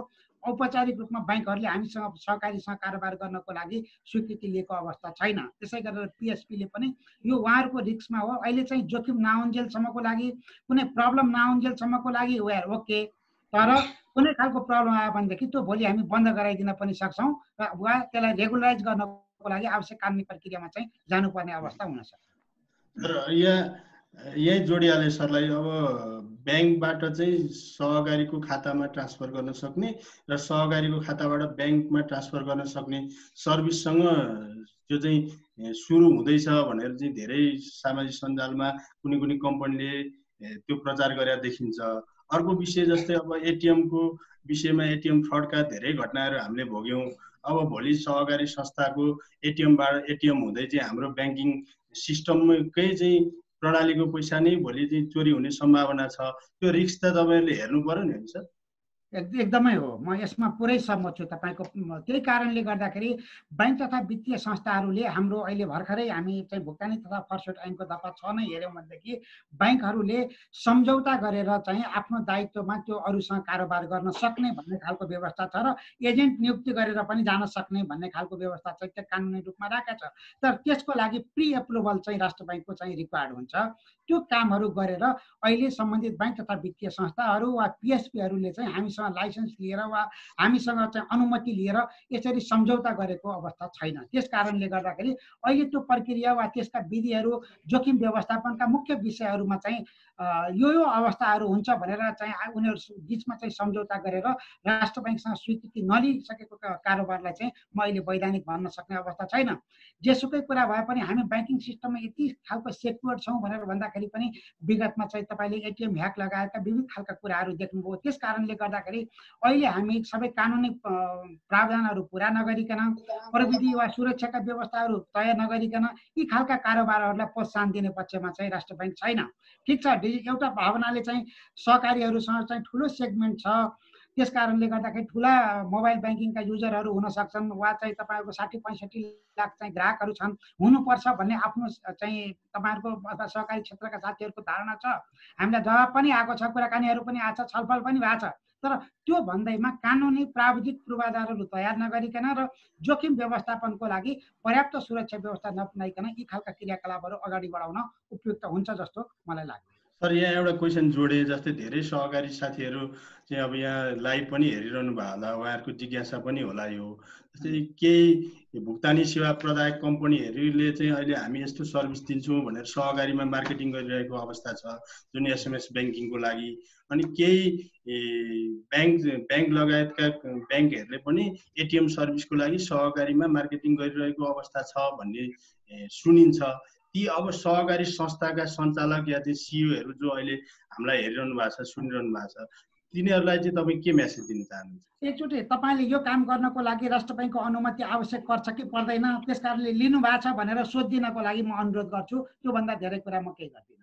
किनभनेदेखि हामी त रेगुलेटर हो, आइसकेपछि हामी आवश्यक चाहिँ हाम्रो प्रक्रिया वा विधिभन्दा बाहिर गइसकेपछि त्यो खालको कारोबार भयो भनेदेखि त्यो बेलामा हामी नेसेसरी एक्सन निश्चितै रूपमा लिन्छौँ। त्यस कारणले यो खालको काम गर्नको लागि तपाईँले राष्ट्र बैङ्कबाट पर्मिसन लिनु भएको छ कि छैन भनेर एकचोटि सोधिदिनको लागि आग्रह मात्रै गर्न चाहन्छु। किनभने काम नभइसकेको कारणले अहिले नै हामी कारबाही गर्छौँ भनेर भन्दाखेरि उपयुक्त नहुन सक्छ। फेरि अहिले डिजिटल इरा भनेर हामी गइरहेछौँ, काम त गर्नुपर्ने अवस्था पनि आउन सक्छ, तर विधि वा प्रक्रिया पुऱ्याएर अगाडि बढ्नुपर्छ भन्ने हाम्रो धारणा छ। हस् हस्, धन्यवाद सरलाई। अब सरका फेरि आउँला अरू क्वेसन आयो भने। अब म बद्री सरका आउन चाहन्छु। बद्री सर। सर हजुर। सर, अब हाम्रो सहकारी संस्थाहरूले जुन अब तपाईँहरू चाहिँ नियामक एज अ सेमी नियामक जस्तो पनि हुनुहुन्छ, त्यो हिसाब तपाईँले आफ्ना सदस्य संस्थाहरूलाई कसरी ड्राइभ गरिरहनु भएको छ? हामी त रिस्क जोनमा बसेर काम गरिरहेछौँ। भोलि सहकारी संस्था त अप्ठ्यारोमा पर्न सक्छ, लिगल फ्रेमवर्क रहेछ, हाम्रो चाहिँ रिस्कको सेक्युरिटी हामीले चाहिँ गरिरहेछौँ। र अर्को क्वेसन यहाँ च्याटमा नै आछ, टेक्नोलोजी राम्रो बनाउनलाई चाहिँ सहकारी ब्याङ्कले सपोर्ट गर्न सक्दैन सहकारी संस्थाको स्ट्रेन्थको लागि भन्ने क्वेसन नै आछ, के भन्नुहुन्छ सर? अब यस्तो हो, वास्तवमा अहिले रेवती सर आएपछि चाहिँ अलिकति डिजिटल पिएचडी सेक्सनले अलि ब्रोडर पर्सपेक्टिभमा सबैलाई इन्क्लुजन लाने, तर चाहिँ सेक्युरिटीमा कम्प्रोमाइज नगर्ने खालको चाहिँ मेसेज चाहिँ बाहिर आएको छ, जुन चाहिँ एउटा सहकारीका साथीहरू पनि आफूले आफ्नो अपग्रेड गरेर नेसनली कुनै फ्रेमवर्क आयो भने दिन पर्छ। तर सर्टेन कुरा के भने भोलि पब्लिक आउटक्राइजको कुरा जुन छ त्यसलाई त हामीले त त्यतिकै छोड्न मिल्दैन भन्ने खालको कुरा आएको छ, एउटा कुरा। अब दोस्रो कुरो के हो भने हामीले फेरि के पनि गर्न भएन भने अब मैले कसरी यसलाई अलिकति लेभरेज गर्न खोजेको भने फेरि नियमनकारी निकायको पर्सपेक्टिभबाट रिस्क नै बढी हुन्छ। हाम्रो सर्भिस डेलिभरी मान्छेलाई चाहिँ हामीले सर्भिस बढी अलिक प्रेसर हुन्छ क्या, जस्तो हाम्रो पर्सपेक्टिभ अलि मान्छे हामीले नि क्यालकुलेटिभ रिस्क चाहिँ लिने कि नलिने भन्ने खालको कुरामा चाहिँ हाम्रो बढी फोकस हुन्छ।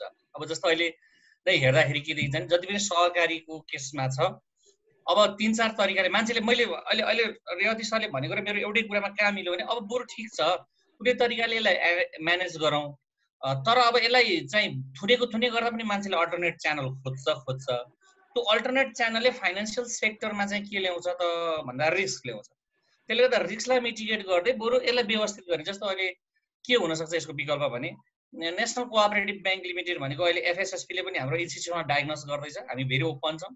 राष्ट्र ब्याङ्कले पनि हामीलाई मोनिटर गरिरहेको छ, हाम्रो एनपी लेभलहरू घटेको छ, हाम्रो क्वालिटी अफ एसेट्सहरू छ, हामीले प्रुडेन्सियल स्ट्यान्डर्ड आफैले आफूलाई स्ट्रेस टेस्टिङ गरिरहेका छौँ, सो द्याट विभागले पनि हामीलाई अनुगमन गरिरहेको छ भने चाहिँ एउटा कुनै च्यानल अघि सर भने एउटा सहकारी ब्याङ्कलाई चाहिँ त्यसको इनमा ल्याएर, किनभने उहाँले अलिअलि हेर्नु भएको छ, ल्याएर चाहिँ तिमीलाई चाहिँ सर्टेन टर्म्स एन्ड कन्डिसन दिएर सहकारीको सेक्टरको चाहिँ रिस्कको पाटोमा चाहिँ कुनै वे आउट गरेर हामीले एउटा चाहिँ दिन सकिन्छ। अहिले यो अल्टरनेट डेलिभरी च्यानलले जुन सहकारीमा दिएका छन् त्यसले गर्दाखेरि सबैभन्दा बढी प्रेसर त हामीलाई छ, किनभने अब हामी त्यहाँ भोलि पब्लिक आउटक्राईको कुरा हेर्न सक्दैनौँ। भरे कसैले चाहिँ त्यहाँ उनीहरूको फायरवालहरू स्ट्रङ छ कि छैन हेर्न सकिँदैन। अहिले जति नै पिएसओहरू आएका छन्, पिएसओ आएपछि उनीहरूले एग्रिमेन्ट गर्छन्। रेवती सरले भने जस्तो रेवती सरकोमा त कुनै एउटा ब्याङ्कको ट्रान्जेक्सन हुन्छ, उहाँलाई त त्यो भोलि ब्याङ्कलाई सोध्नुहुन्छ, त्यसमा त केही समस्या छैन। तर त्यो ब्याङ्क र सहकारी बिचको कम्युनिकेसन हुने फायरवालको बारेमा के हुन्छ भनेर जस्तो म शिवजी हामीले चाहिँ अलिक बढीभन्दा बढी कन्सन्ट्रेसन फोकस गरेर विभागलाई पनि यो चोटि चाहिँ बजेटमा बढी डिजिटल सेक्टरमा जाने, के अरे सफ्टवेयरहरूलाई चाहिँ रिकगनाइज गर्ने, एपीहरू हेर्ने, डाटा सेन्टरहरू बनाउने, जसले गर्दाखेरि हामी एउटा चाहिँ सेक्टरमा जाउँ भनेको छ। अब तर पनि फेरि के हो भने पब्लिकको डिमान्ड त अनएक्सपेक्टेडली छ नि, गाउँमा छन्, इकोनोमिक एक्टिभिटी सानो भएको भए छन्, लोकल स्केलमा काम गरिरहेका छन्, उनीहरूले पनि अब कहिले कस्तो भइरहेछ भने अब अहिले चाहिँ चेक भन्ने कुरो छैन सहकारीमा, सब्सटेन्स ओभर द फर्म भन्ने हुन्छ, नाम जेसुकै राख्यो नि काम चाहिँ भुक्तानी पूर्जानी रकम चाहिँ झिकेकै छ भनिसके पछाडि अब त्यो मान्छेले चाहिँ के भन्छ भन्दाखेरि धनगढीको मान्छेले काठमाडौँ आउँदा सहकारीमा पैसा राख्न सक्दैन, किनभने उसले चाहिँ उसको त्यो भुक्तानी पूजा चल्दैन भनेपछि त्यो सहकारी अल्टरनेट डेलिभरी च्यानलमा किन जानु पर्यो भन्दाखेरि अब बरु एटिएम भयो भने सर्टेन समयसम्म कमसेकम पुगेर त आउन सक्छ। त्यसले गर्दा अलिकति यो बाध्यताको कुरा छ। हामीले के चाहिँ भनेको छ भने जति पनि मैले बुझाएको छु पिएसपी पिएसओहरूले जसले चाहिँ अल्टरनेट डेलिभरी च्यानलबाट सहकारीलाई चाहिँ फन्ड ट्रान्सफर गर्नुभएको छ, फायरवालमा उहाँहरूले इन्भेस्टमेन्ट गर्नुभएको छ। मैले यो पछाडि ह्याक भइसकेपछि हेर्दाखेरि पनि उहाँले के भन्नु भने हाम्रो एटिएमबाट चाहिँ ह्याक भएको छैन, हाम्रो चाहिँ योबाट ह्याक भएको छैन, किनभने हाम्रो फायरवाल सिस्टम चाहिँ त्यो ब्याङ्कले पनि टेस्ट नगरिकन हामीसँग एग्रिमेन्ट गरेको छैन भनेको छ। म चाहिँ के चाहन्छु भने आज दुईवटा रेगुलेटर बढेका छ चाहिँ एक्जिक्युटिभ डाइरेक्टर र सचिवजी हुनुभएको हुनाले हामीलाई बरु जिम्मेवारी केमा बनाउनुहुन्छ बनाउनुहोस्, हजुरहरूले केमा गर्नुहुन्छ हामी पनि सहयोग गरौँ, एकैचोटि नहोला, एउटा होलिस्टिक एउटा एप्रोच बनाऊ। अहिले सहकारीमा इन्टरभेन्सन गर्ने एउटा एप्रोच बनाऊ, हामीलाई एउटा स्ट्यान्डर्ड तोक्नु। सहकारी ब्याङ्कले त हजुरहरूले एउटा लेभलसम्म गर्नुभयो भने त नेप्सकुन मार्फत सहकारी ब्याङ्कको पनि सदस्य हो, हाम्रा 12,000 डाइरेक्ट मेम्बर छन्, इन्डाइरेक्ट 20-22,000 मेम्बर छन्, ठिक छ। त्यसको सर्टेन क्राइटेरिया तोकौँ अगाडि। म चाहिँ के चाहिँ मात्रै भन्न खोजेको भने रिस्कलाई पनि हेरौँ, तर क्यालकुलेटिभ रिस्क त हुन्छ, मान्छे मर्न पनि सक्छ। त्यसले रिस्क नै मात्रै हेरेर पनि नगरौँ, यसलाई क्यालकुलेटिभ रिस्कभित्र ल्याएर एक्सेप्टेन्स लेभल ओके भए पछाडि चाहिँ हामी अगाडि बढौँ। मलाई लाग्छ सहकारीहरू पनि त्यो कुरामा ओके हुन सक्छ। Thank you sir, thank you.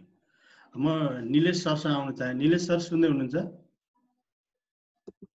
हजुर सुन्दैछु, भन्नुहोस् न। सर यो अहिले जसरी सहकारी संस्थाहरूले ब्याङ्क वित्तीय संस्था या पिएसओ पिएसपीसँग पार्टनरसिप गरेर चाहिँ सर्भिस दिइरहेछन्, अब यसको अलिकति लुज पोइन्टहरू त हामीले छलफल गरिसक्यौँ होइन। तपाईँको पर्सपेक्टिभबाट हेर्दा चाहिँ यो कतिको यो सहकारीले यसरी सर्भिस दिनु चाहिँ उपयुक्त हो कि होइन? भोलि यसमा हाम्रो सिस्टममा या चाहिँ त्यो संस्थामा वा त्यसलाई चाहिँ सर्भिस दिने अर्को संस्था स्पोन्सर गर्ने ब्याङ्कमा रिस्क देख्नुहुन्छ कि देख्नुहुन्न? यसमा चाहिँ अब एनसिएचएलको पर्सपेक्टिभ हाम्रो अब कोर बिजनेसै पनि ट्रान्ज्याक्सनल ब्याङ्किङ अथवा ट्रान्ज्याक्सन बढी भयो भने हामीले कमाउने हो। त्यो भए पनि हामीले के चाहिँ बिर्सनु हुँदैन भन्दाखेरि अब as a national payment system प्रोभाइडरको रूपमा चाहिँ रिस्क नै हामीले चाहिँ पहिलो अब एटलिस्ट एनसिएचएल जस्तो किसिमको संस्थानहरूले चाहिँ रिस्कलाई नै सबभन्दा फर्स्ट प्रायोरिटीमा राखेर हामीले हेर्नुपर्छ जस्तो लाग्छ। र त्यो भन्दै गर्दाखेरि चाहिँ जति पनि अहिले रेगुलेटेड त्यो भनेर हामीले टेक्नोलोजीलाई चाहिँ सङ्कुचन गरेर चाहिँ नगर्ने भन्दा पनि आजको दिनमा कुनै पनि कोअपरेटिभ अथवा कुनै पनि संस्थाहरूले बेसिकली उसले चाहिँ के गरी डिजिटल पेमेन्टमा अगाडि जानुपर्ने रहेछ भने चाहिँ लिगल बेसिसलाई चाहिँ हामीले कम्प्रोमाइज गर्नु हुँदैन। लिगल बेसिसमा चाहिँ जे लेखिएको छ ब्ल्याक एन्ड व्हाइटमा त्यसलाई कम्प्लाई गर्नलाई रेगुलेटरले त रोक्दैन जस्तो लाग्छ।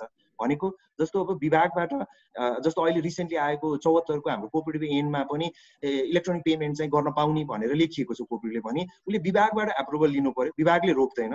र त्यसपछि चाहिँ अर्को यो इन्डिपेन्डेन्ट एक्ट्सहरू हो नि त, यो त payment settlement act. Payment settlement एक्टमा पनि केही कुरा लेखिएको छ जसमा चाहिँ उसले इलेक्ट्रोनिक पेमेन्ट ट्रान्ज्याक्सन गर्नको लागि चाहिँ राष्ट्र ब्याङ्कबाट चाहिँ एप्रुभल लिनुपर्छ भनेर लेखिएको रहेछ भने त्यो राष्ट्र ब्याङ्कमा एप्लाई गरेर उहाँले चाहिँ एप्रुभल लियो भने हामी चाहिँ लिगल बेसिसकोमा चाहिँ स्ट्रङ हुन्छौँ। त्यसपछि भनेको चाहिँ बेसिकली उसको अब क्यापेबिलिटी, इन्फ्रास्ट्रक्चर, उसको साइज, कसरी मोडालिटी हो अपरेसन मोडालिटी भन्ने त्यो चाहिँ हामीले त्यो पनि हामी क्लियर भयो भने चाहिँ अहिलेको हाम्रो बुझाइको आधारमा हामीले जसरी हेरिरहेको छौँ त्यो आधारमा भनेको चाहिँ पहिला चाहिँ झ्यापझुप्प गरिहालौँ, ट्रान्ज्याक्सन गरिहालौँ, कार्डको होस्, मोबाइलको होस् अथवा चाहिँ क्युआरको होस्, रेगुलेसनकोसँग रिलेटेड अथवा चाहिँ एप्रुभल चाहिँ विभागबाट होस्, राष्ट्र ब्याङ्कबाट होस् अथवा चाहिँ भनौँ न एनसिएचएल अथवा चाहिँ हाम्रो नेसनल कोअपरेटिभ ब्याङ्कबाट लिनुपर्ने जुन एप्रुभल छ त्यो चाहिँ हामी लिँदै गरौँला भन्ने कुराबाट चाहिँ ड्राइभ चाहिँ त्यसरी इकोसिस्टम डेभलपमेन्ट भएर गइरहेको छ जस्तो लाग्छ है हामीलाई चाहिँ कोअपरेटिभमा चाहिँ।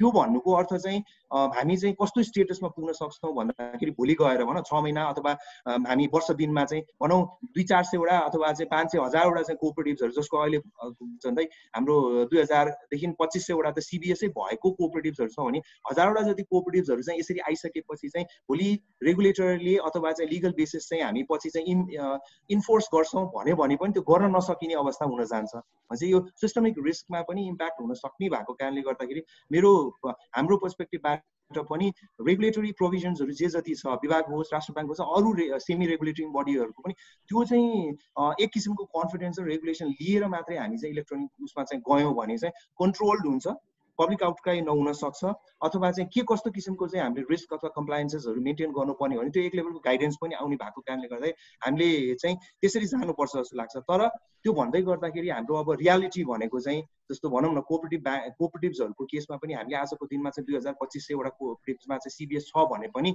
कतिवटा कोअपरेटिभ्समा चाहिँ त्यो सिबिएस हेर्ने टेक्निकल रिसोर्सेस छ त त्यो हामी आफैले नै अलिकति जज गर्न सक्ने हो भएकोले हामीले चाहिँ त्यो कोअपरेटिभको स्टेटस त्यसलाई चाहिँ अलिकति हामीले गाइडेड वेमा चाहिँ अपरेसनल र टेक्निकल एस्पेक्टमा चाहिँ म चाहिँ अलिकति 32 सरकोमा चाहिँ अलिकति केमा चाहिँ म अलिकति एड अन गर्छु भन्दा एग्री गर्छु भन्दाखेरि चाहिँ भनौँ न नेसनल लेभलको जति पनि इन्स्टिट्युसन्सहरू छ कोअपरेटिभमा पनि उहाँहरूले चाहिँ एक लेभलको चाहिँ प्यारेन्टल गाइडेन्स जस्तो गरिकन चाहिँ इन्फ्रास्ट्रक्चरमा उहाँले सपोर्ट गरिदिने हो कि कोअपरेटिभको इन्फ्रास्ट्रक्चर कम्प्लिटली अलग राखेर चाहिँ ट्रान्ज्याक्सन्सहरू हुने जति चाहिँ नेसनल लेभलको इन्स्टिट्युसन्सहरूले खर्च पनि गरोस् रेगुलेसन पनि उहाँहरूले हेरोस् त्यो लेभलको भयो भने चाहिँ अलिकति कन्ट्रोलको पर्सपेक्टिभबाट पनि सजिलो हुन्छ रेगुलेसनमा पनि भोलि गएर चाहिँ टेक्निकल रिस्कहरूलाई पनि र अथवा चाहिँ अरू अपरेसनल रिस्कहरूलाई पनि कम गर्न सकिन्छ जस्तो लाग्छ अहिले चाहिँ अब भनौँ न हाम्रै एनसिएचएलको केसमा पनि हामीले चाहिँ डिरेक्टली कुनै पनि कोअपरेटिभलाई अथवा चाहिँ इभन नेसनल कोअपरेटिभ ब्याङ्कसँग पनि अथवा नेप्सनसँग पनि केही हदसम्म चाहिँ हामीले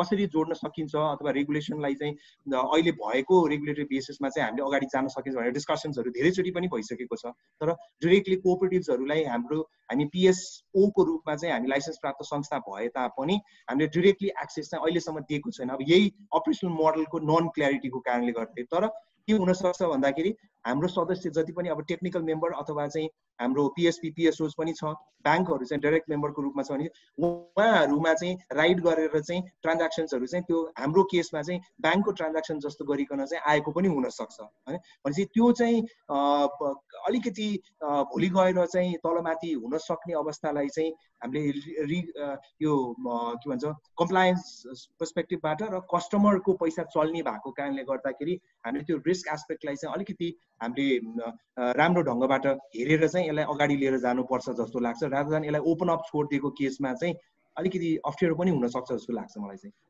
सरलाई एउटा क्वेसन यहाँ सप्लिमेन्ट गर्न चाहे मैले जुन अब सहकारी एक्टले के भनेको छ भने इन्टर कोअपरेटिभ चेक सेटलमेन्ट गर्ने भनेर चाहिँ त्यो एउटा विन्डो ओपन गर्न खोजेको छ भोलि त्यो सर्भिस सुरु भयो भनेदेखि चाहिँ एनसिएचएलले त्यो सर्भिस पनि कोअपरेटिभमा दिन सक्छ कि सक्दैन तपाईहरुको लिगल फ्रेमवर्क वाइडर भयो भने यसमा एउटा कुरा त म करेक्ट गर्न चाहे कोअपरेटिभ एक्टमा चाहिँ चेक भन्ने शब्द चाहिँ प्रयोग गरिएको छ जस्तो मलाई चाहिँ लाग्दैन प्लिज करेक्ट है मलाई हजुरहरूले नै त्यो चेक भन्ने भन्दा पनि त्यसमा भुक्तानी पूर्जा अथवा अरू नै शब्द छ जस्तो लाग्छ नेगोसिएबल इन्स्ट्रुमेन्ट एक्टमा चाहिँ चेक भनिएको छ भएकोले यसलाई चाहिँ कसरी हेरिनु पर्यो भन्दा जस्तो अब अघि मैले पनि भने एनसिएचएलको त कोर बिजनेस भनेको नै ट्रान्ज्याक्सनल ब्याङ्किङबाट चाहिँ ट्रान्ज्याक्सनबाट कमाउने त हो हामीले त भएपछि त्यो ट्रान्ज्याक्सन चाहिँ भोलि गएर बिजनेस पर्सपेक्टिभबाट हामीले हेर्ने हो रहेछ भने त ब्याङ्क पनि हामीले ट्रान्ज्याक्सन गराउन सक्छौँ कोअपरेटिभ पनि गर्छ हाम्रो अब भनौँ न कम्पिटेन्सीको हिसाबबाट चाहिँ त ब्याङ्क जस्तो किसिमको सङ्घ संस्थाहरूलाई दिनको लाखवटा ट्रान्ज्याक्सन झन्डै 50 अरबभन्दा बढीको कारोबार गरेर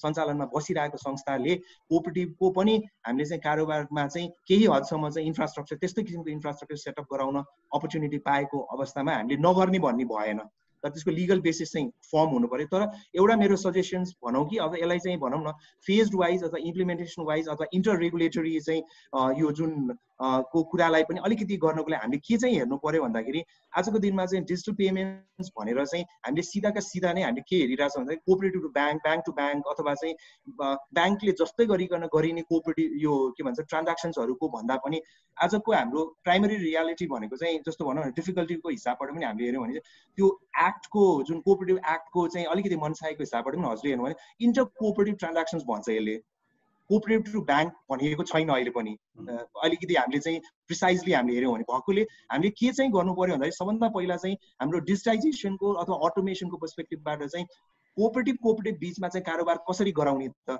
त्यो हुने बित्तिकै बेसिकली हामीले चाहिँ कोअपरेटिभको ट्रान्ज्याक्सन्सलाई अलग रूपमा हेरिनु पर्यो ब्याङ्कसँग गरिने कारोबारलाई चाहिँ अलग रूपमा पनि हेरिनु पर्यो चाहिँ कोअपरेटिभको ट्रान्ज्याक्सन त्यो पनि सेलेक्टिभ कोअपरेटिभ होला अथवा चाहिँ नेसनल लेभलको कोअपरेटिभ इन्स्टिट्युसन्सहरूको मार्फतमा रहेर चाहिँ इन्टर कोअपरेटिभ ट्रान्ज्याक्सन्सहरू गरिनुपर्छ जस्तो लाग्छ एउटा दोस्रो चाहिँ हामी चाहिँ डिजिटल पेमेन्ट ट्रान्ज्याक्सन्स भनिसकेपछि चाहिँ फेरि हामी चाहिँ चेक अथवा चाहिँ भुक्तानी पूर्जी भनेको त पेपर बेस्ड ट्रान्ज्याक्सन्स हो नि त त्यसमा त हामीले अटोमेट गरे पनि त्यसमा अलग फेरि पनि डिजिटल कम्प्लिट डिजिटल नहुने भएको कारणले गर्दाखेरि अब कोअपरेटिभले त के पनि हेरिनु पर्यो भन्दाखेरि हामीले भुक्तानी पूर्जा होइन कम्प्लिटली इन्स्ट्रक्सन बेस्ड र अटोमेटेड इन्स्ट्रुमेन्ट्सहरूलाई चाहिँ त्यो डिजिटल पेमेन्टको माध्यमको रूपमा युज गरेर पहिला चाहिँ हामीले कोअपरेटिभ बिचको ट्रान्ज्याक्सन्सहरूलाई मात्रै चलाउनु पर्यो हामीले ब्याङ्कलाई नछुइकन अब त्यस बेलामा चाहिँ मेबी हाम्रो सर्टेन ट्रान्ज्याक्सन्सहरू चाहिँ नेप्सकन अथवा चाहिँ एनसिबिएलहरूको मातहतमा रहेर गर्न सक्यो।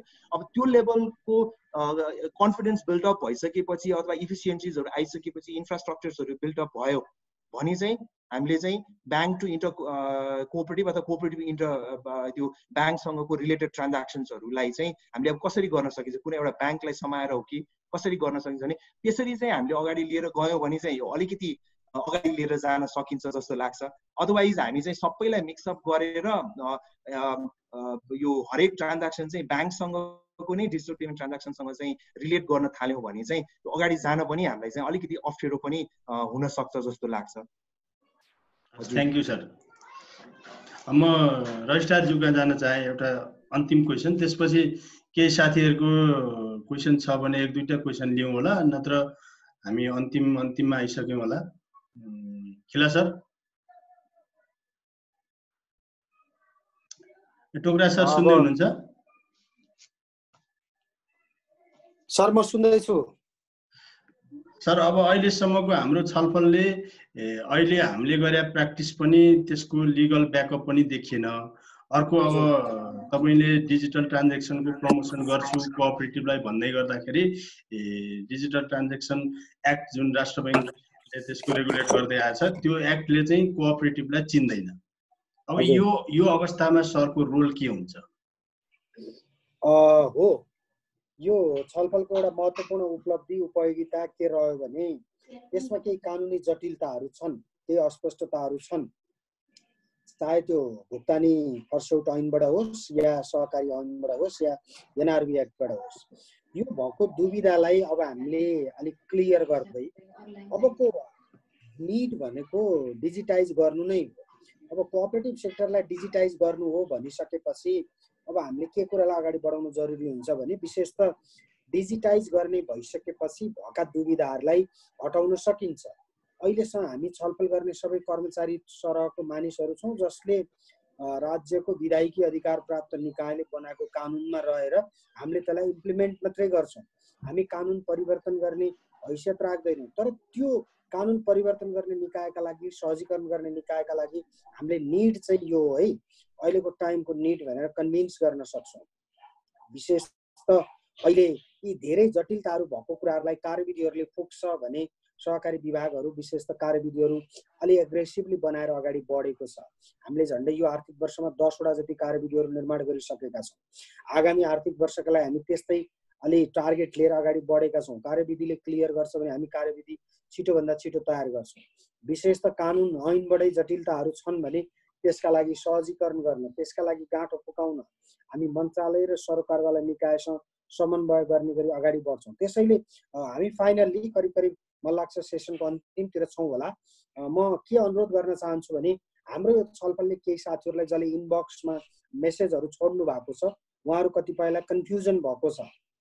कन्फ्युज हुन जरुरी छैन। सबभन्दा ठुलो कुरा भनेको टाइमको डिमान्ड हो। हेर्नुहोस्, टाइमले डिमान्ड गरिसकेपछि त्यसलाई त्यो एउटा निडको रूपमा आइसकेपछि यसलाई इम्प्लिमेन्ट गर्ने, इम्प्लिमेन्ट जसरी हुन्छ यो हुन्छ, तर यसको लागि सहज ढङ्गले सुलभ ढङ्गले कतिपय साथीहरूलाई अलिअलि दुविधा परेको छ। विशेष त डिजिटाइज गर्ने भन्ने कुरा साकोस रिलेटेड हुनुपर्छ भन्ने छ। अब हामी अलिकति ब्रोडर सेन्सबाट अगाडि बढ्नु जरुरी छ। आजको दिनमा मल्टिपर्पज कोअपरेटिभहरूले पनि तपाईँको सेभिङ क्रेडिटको काम गरिराखेका छन्। त्यसैले अब यसलाई चाहिँ कसरी व्यवस्थापन गर्न सकिन्छ, प्रायोरिटी के हो, एकैचोटि हामी जाँदा कार्यान्वयन गर्न सक्छौँ कि अहिलेमा कुनै सर्टेन एरिया सेलेक्ट गरेर जान सक्छौँ। केही साथीहरूले फिडब्याक दिनुभयो एनसिबिएललाई एउटा मेन एजेन्सीको रूपमा अगाडि बढाउँदा उपयुक्त हुन्छ कि भन्नुभयो। यो पनि एउटा छलफलको विषय हुन सक्छ। कुन मोडलबाट अगाडि जाने भन्ने कुरा चाहिँ भोलिको दिनले तय गर्छ। तर आजको समयको माग भनेको डिजिटाइज गर्नुको विकल्प छैन। अब हामी डिजिटल वेबाट अगाडि बढ्छौँ र त्यसको लागि सम्बन्धित निकायहरूमा सकारात्मक धारणाका साथ फसिलेट गर्ने काम हामी छलफलमा सहभागी भएका सबैको हो। त्यसैले अब यो हामी कुन कुरालाई फिल गर्न जरुरी छ भने यो बिरालो बाँधेर श्राद्ध गर्ने युगबाट हामी अगाडि बढिसकेका छौँ। त्यसैले सबै साथीहरूलाई आशावादी हुन म अनुरोध गर्छु। त्यसको लागि फेसिलिटेट गर्न सहकारी विभाग सदैव तयार छ र हामीले त्यहाँ जिम्मेवारीमा बसिसकेपछि जागिर खाएर अवकाश खाने भन्दा पनि आफूले के गरियो भन्ने कुराले मिनिङ राख्छ। त्यो लालसा ममा पनि छ। भएको कुरा अनुरोध गर्न चाहन्छु। धन्यवाद यादवजी। हस्, थ्याङ्क यू सर। अब रेवती सरका आउन चाहे सर, अब हामी अन्तिममा आएको छौँ। सरले गरेका केही कुराहरूले सहकारीका क्षेत्रका साथीहरूलाई, सहकारी क्षेत्रका सञ्चालक या सिइओहरूलाई चाहिँ अलिकति घन्टी बज्या जस्तो पनि भएको छ। अब हामीले गर्न आँट्या या गर्दै गरेका काम भोलि चाहिँ हामी अप्ठ्यारोमा पर्ने त होइन भन्ने प्रश्नहरू पनि उठ्या छन्। अब अन्तिममा सम्भव गर्दा सर के भन्न चाहनुहुन्छ? होइन, घन्टी नै बज्नुपर्ने भन्ने पनि होइन। वास्तवमा के छ भने विधि वा प्रक्रिया पुऱ्याएर जानुपर्छ। हामी पैसाको कारोबार गर्दैछौँ र अर्काको पैसा हामीले चलाउने हो। त्यस कारणले गर्दाखेरि पैसा उपयोग गर्ने ठाउँमा विभिन्न खालका जोखिमहरू आउँछन्। त्यस कारणले विधि प्रक्रिया कानुनी प्रावधानहरूभन्दा बाहिर गएर काम गरियो भनेदेखि हामी सयौँ वा हजारौँ कारोबार गर्छौँ, तर दुईटा कारोबारमा चाहिँ हामीलाई चाहिँ अप्ठ्यारो पर्ने अवस्था आयो। अन्तिमका कारोबार भनेदेखि त्यहीँनिर गएर हामीले फसेको अनुभव हुन्छ। त्यस कारणले अहिलेको डिजिटल इरालाई बन्द गर्नुपर्छ, रोक्नुपर्छ भन्ने कुनै पनि कोणबाट आउनु हुँदैन। म त्यसमा पनि सहमत छैन। तर के छ भनेदेखि डिजिटल कारोबार गर्दाखेरि हामीले सेक्युरिटीको पोइन्टहरूलाई र विधि र प्रक्रियालाई साथसाथै लगेर डिजिटल इरामा चाहिँ जाउँ। कानुनहरू संशोधन गर्नुपर्छ, पुग्या छैन, मिल्या छैन भनेदेखि साथै बसेर जाउँ, तर कानुनी प्रावधानहरू मिलाएर सँगसँगै जानुपर्छ। यसको सहजीकरण गर्न राष्ट्र ब्याङ्क तयार छ र सँगै लागि पनि रहेछ। हामी अहिले डिजिटल मतलब पेमेन्टमा चाहिँ जहिले पनि प्रमोट गर्नुपर्छ भन्ने खालको मनसायको मान्छे भावनाले हामीको टिम पनि तपाईँलाई इन्डिकेट गरेर एउटा क्वेसन आयो कि मैले जोड्न चाहे। यो कम्पनीकै नाम उल्लेख गरिरहेको छ ई सेवा र फोन पेले चाहिँ कोअपरेटिभको टेक्निकल भेन्डरको रूपमा सेवा दिइरहेछन्। त्यसलाई कसरी होइन, टेक्निकल पाटो दिनलाई चाहिँ फरक पर्दैन। टेक्निकल पाटो उसले सफ्टवेयर बनाएर अझ यफन सफ्ट मार्फत बेच्ने हो हजुरहरूलाई चाहिँ जानकारी गराउँदाखेरि।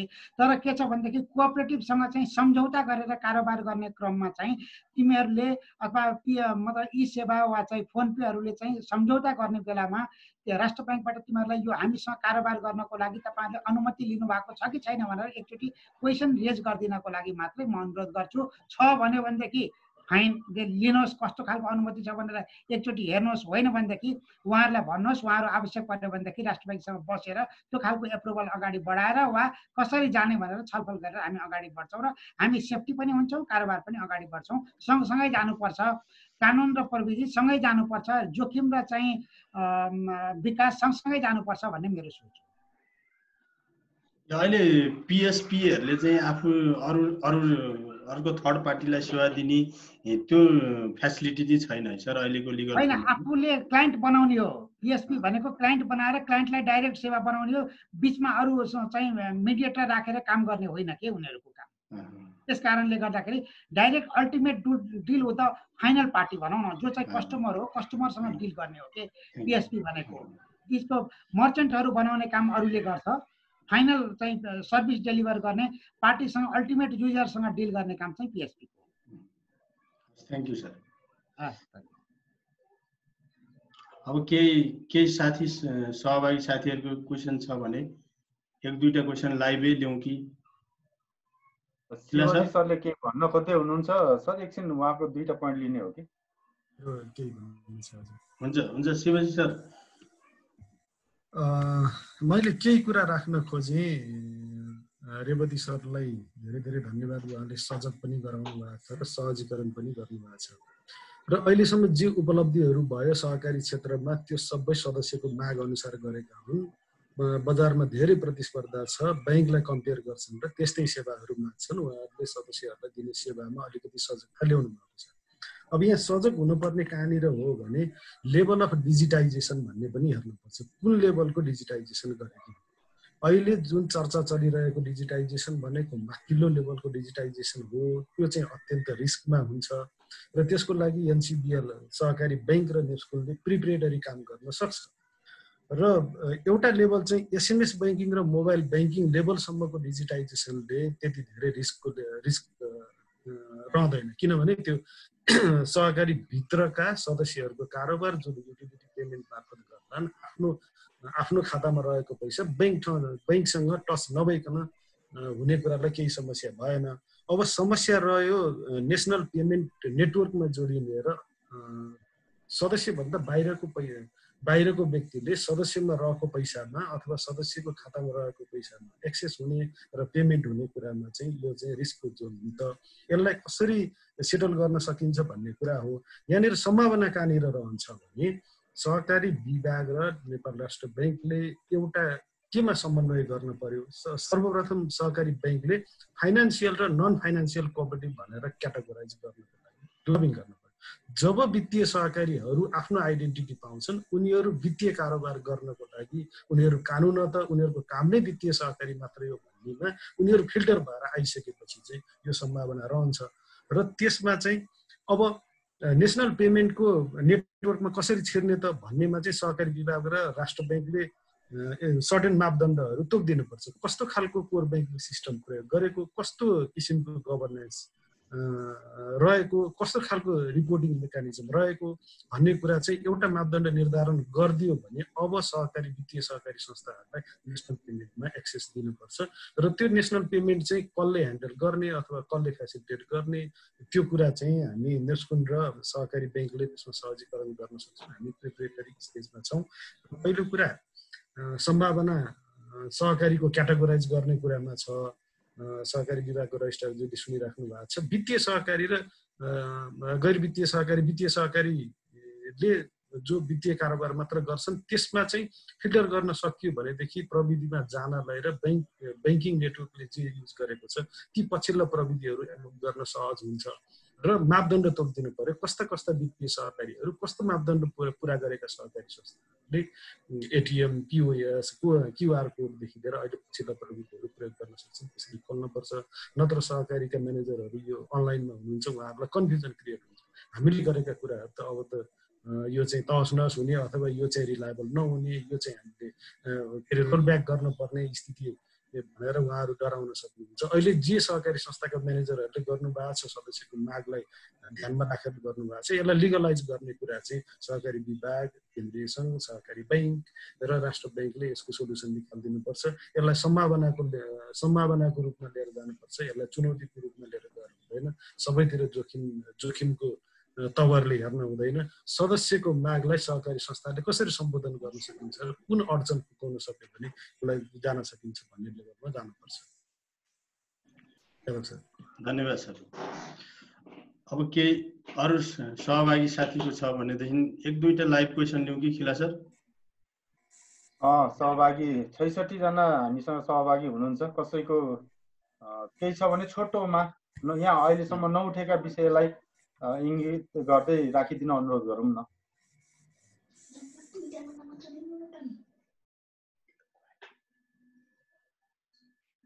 ठिक छ। कोही साथीहरूको ह्यान्ड रेज भएको छैन।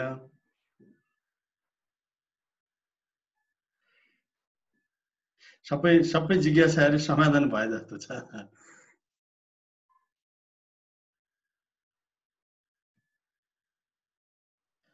त्यसो भए कार्यक्रम क्लोजमा जाने हो त? हुन्छ। सरको केही बाँकी छ कि यादव सर प्रति? सबै साथीहरू सहभागी पत्रकार साथीहरू, सहकारी कर्मी ज्यूहरू र सहभागी नेपाल राष्ट्र ब्याङ्कका कार्यकारी निर्देशक ज्यू, एनसिएचएलका सिओ ज्यू, सहकारी ब्याङ्कका सिओ ज्यू, सहकारी विभागका रजिस्ट्रार ज्यू, सबैजनालाई धेरै धेरै धन्यवाद व्यक्त गर्दै र कार्यक्रमको समरी सहित समापन गरिदिनु हुन सहकारी पत्रकार समाजका अध्यक्ष खिलनाथ दाजुलाई अनुरोध गर्दछु। हस्, धन्यवाद यादव सर।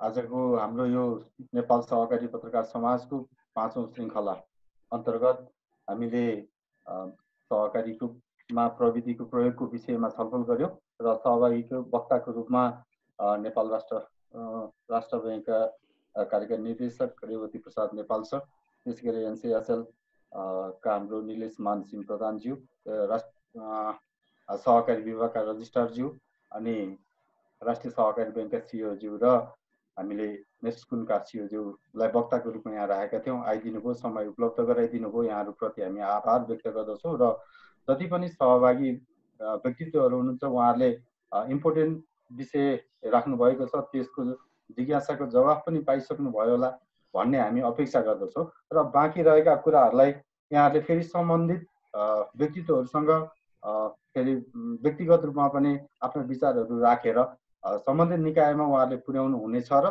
केही कुराहरूको समस्या अथवा जिज्ञासाका समाधान गर्नेतिर पहल गर्नुहुनेछ भन्दै सहभागी प्रति हार्दिक आभार व्यक्त गर्दै आगामी दिनमा पनि हामी फेरि यस्तै समसामयिक विषयमाथि छलफल गर्न यहाँहरूलाई फेरि दुःख दिने बाचा गर्दै र आजको कार्यक्रम सम्पन्न गर्नको लागि सहकारी पत्रकार समाजका संस्थापक अध्यक्ष यादव हुमगाई तपाईँले सम्पन्न गर्नु सर। यो फोरम उपलब्ध गराइदिएकोमा राष्ट्रिय सहकारी ब्याङ्क प्रति हार्दिक आभार व्यक्त गर्दै कार्यक्रम सम्पन्न भएको म जानकारी गराउँदछु र अब यो मिटिङको क्लोज चाहिँ यादवजीले गर्नुहुनेछ। धन्यवाद। सबैलाई धन्यवाद। धन्यवाद।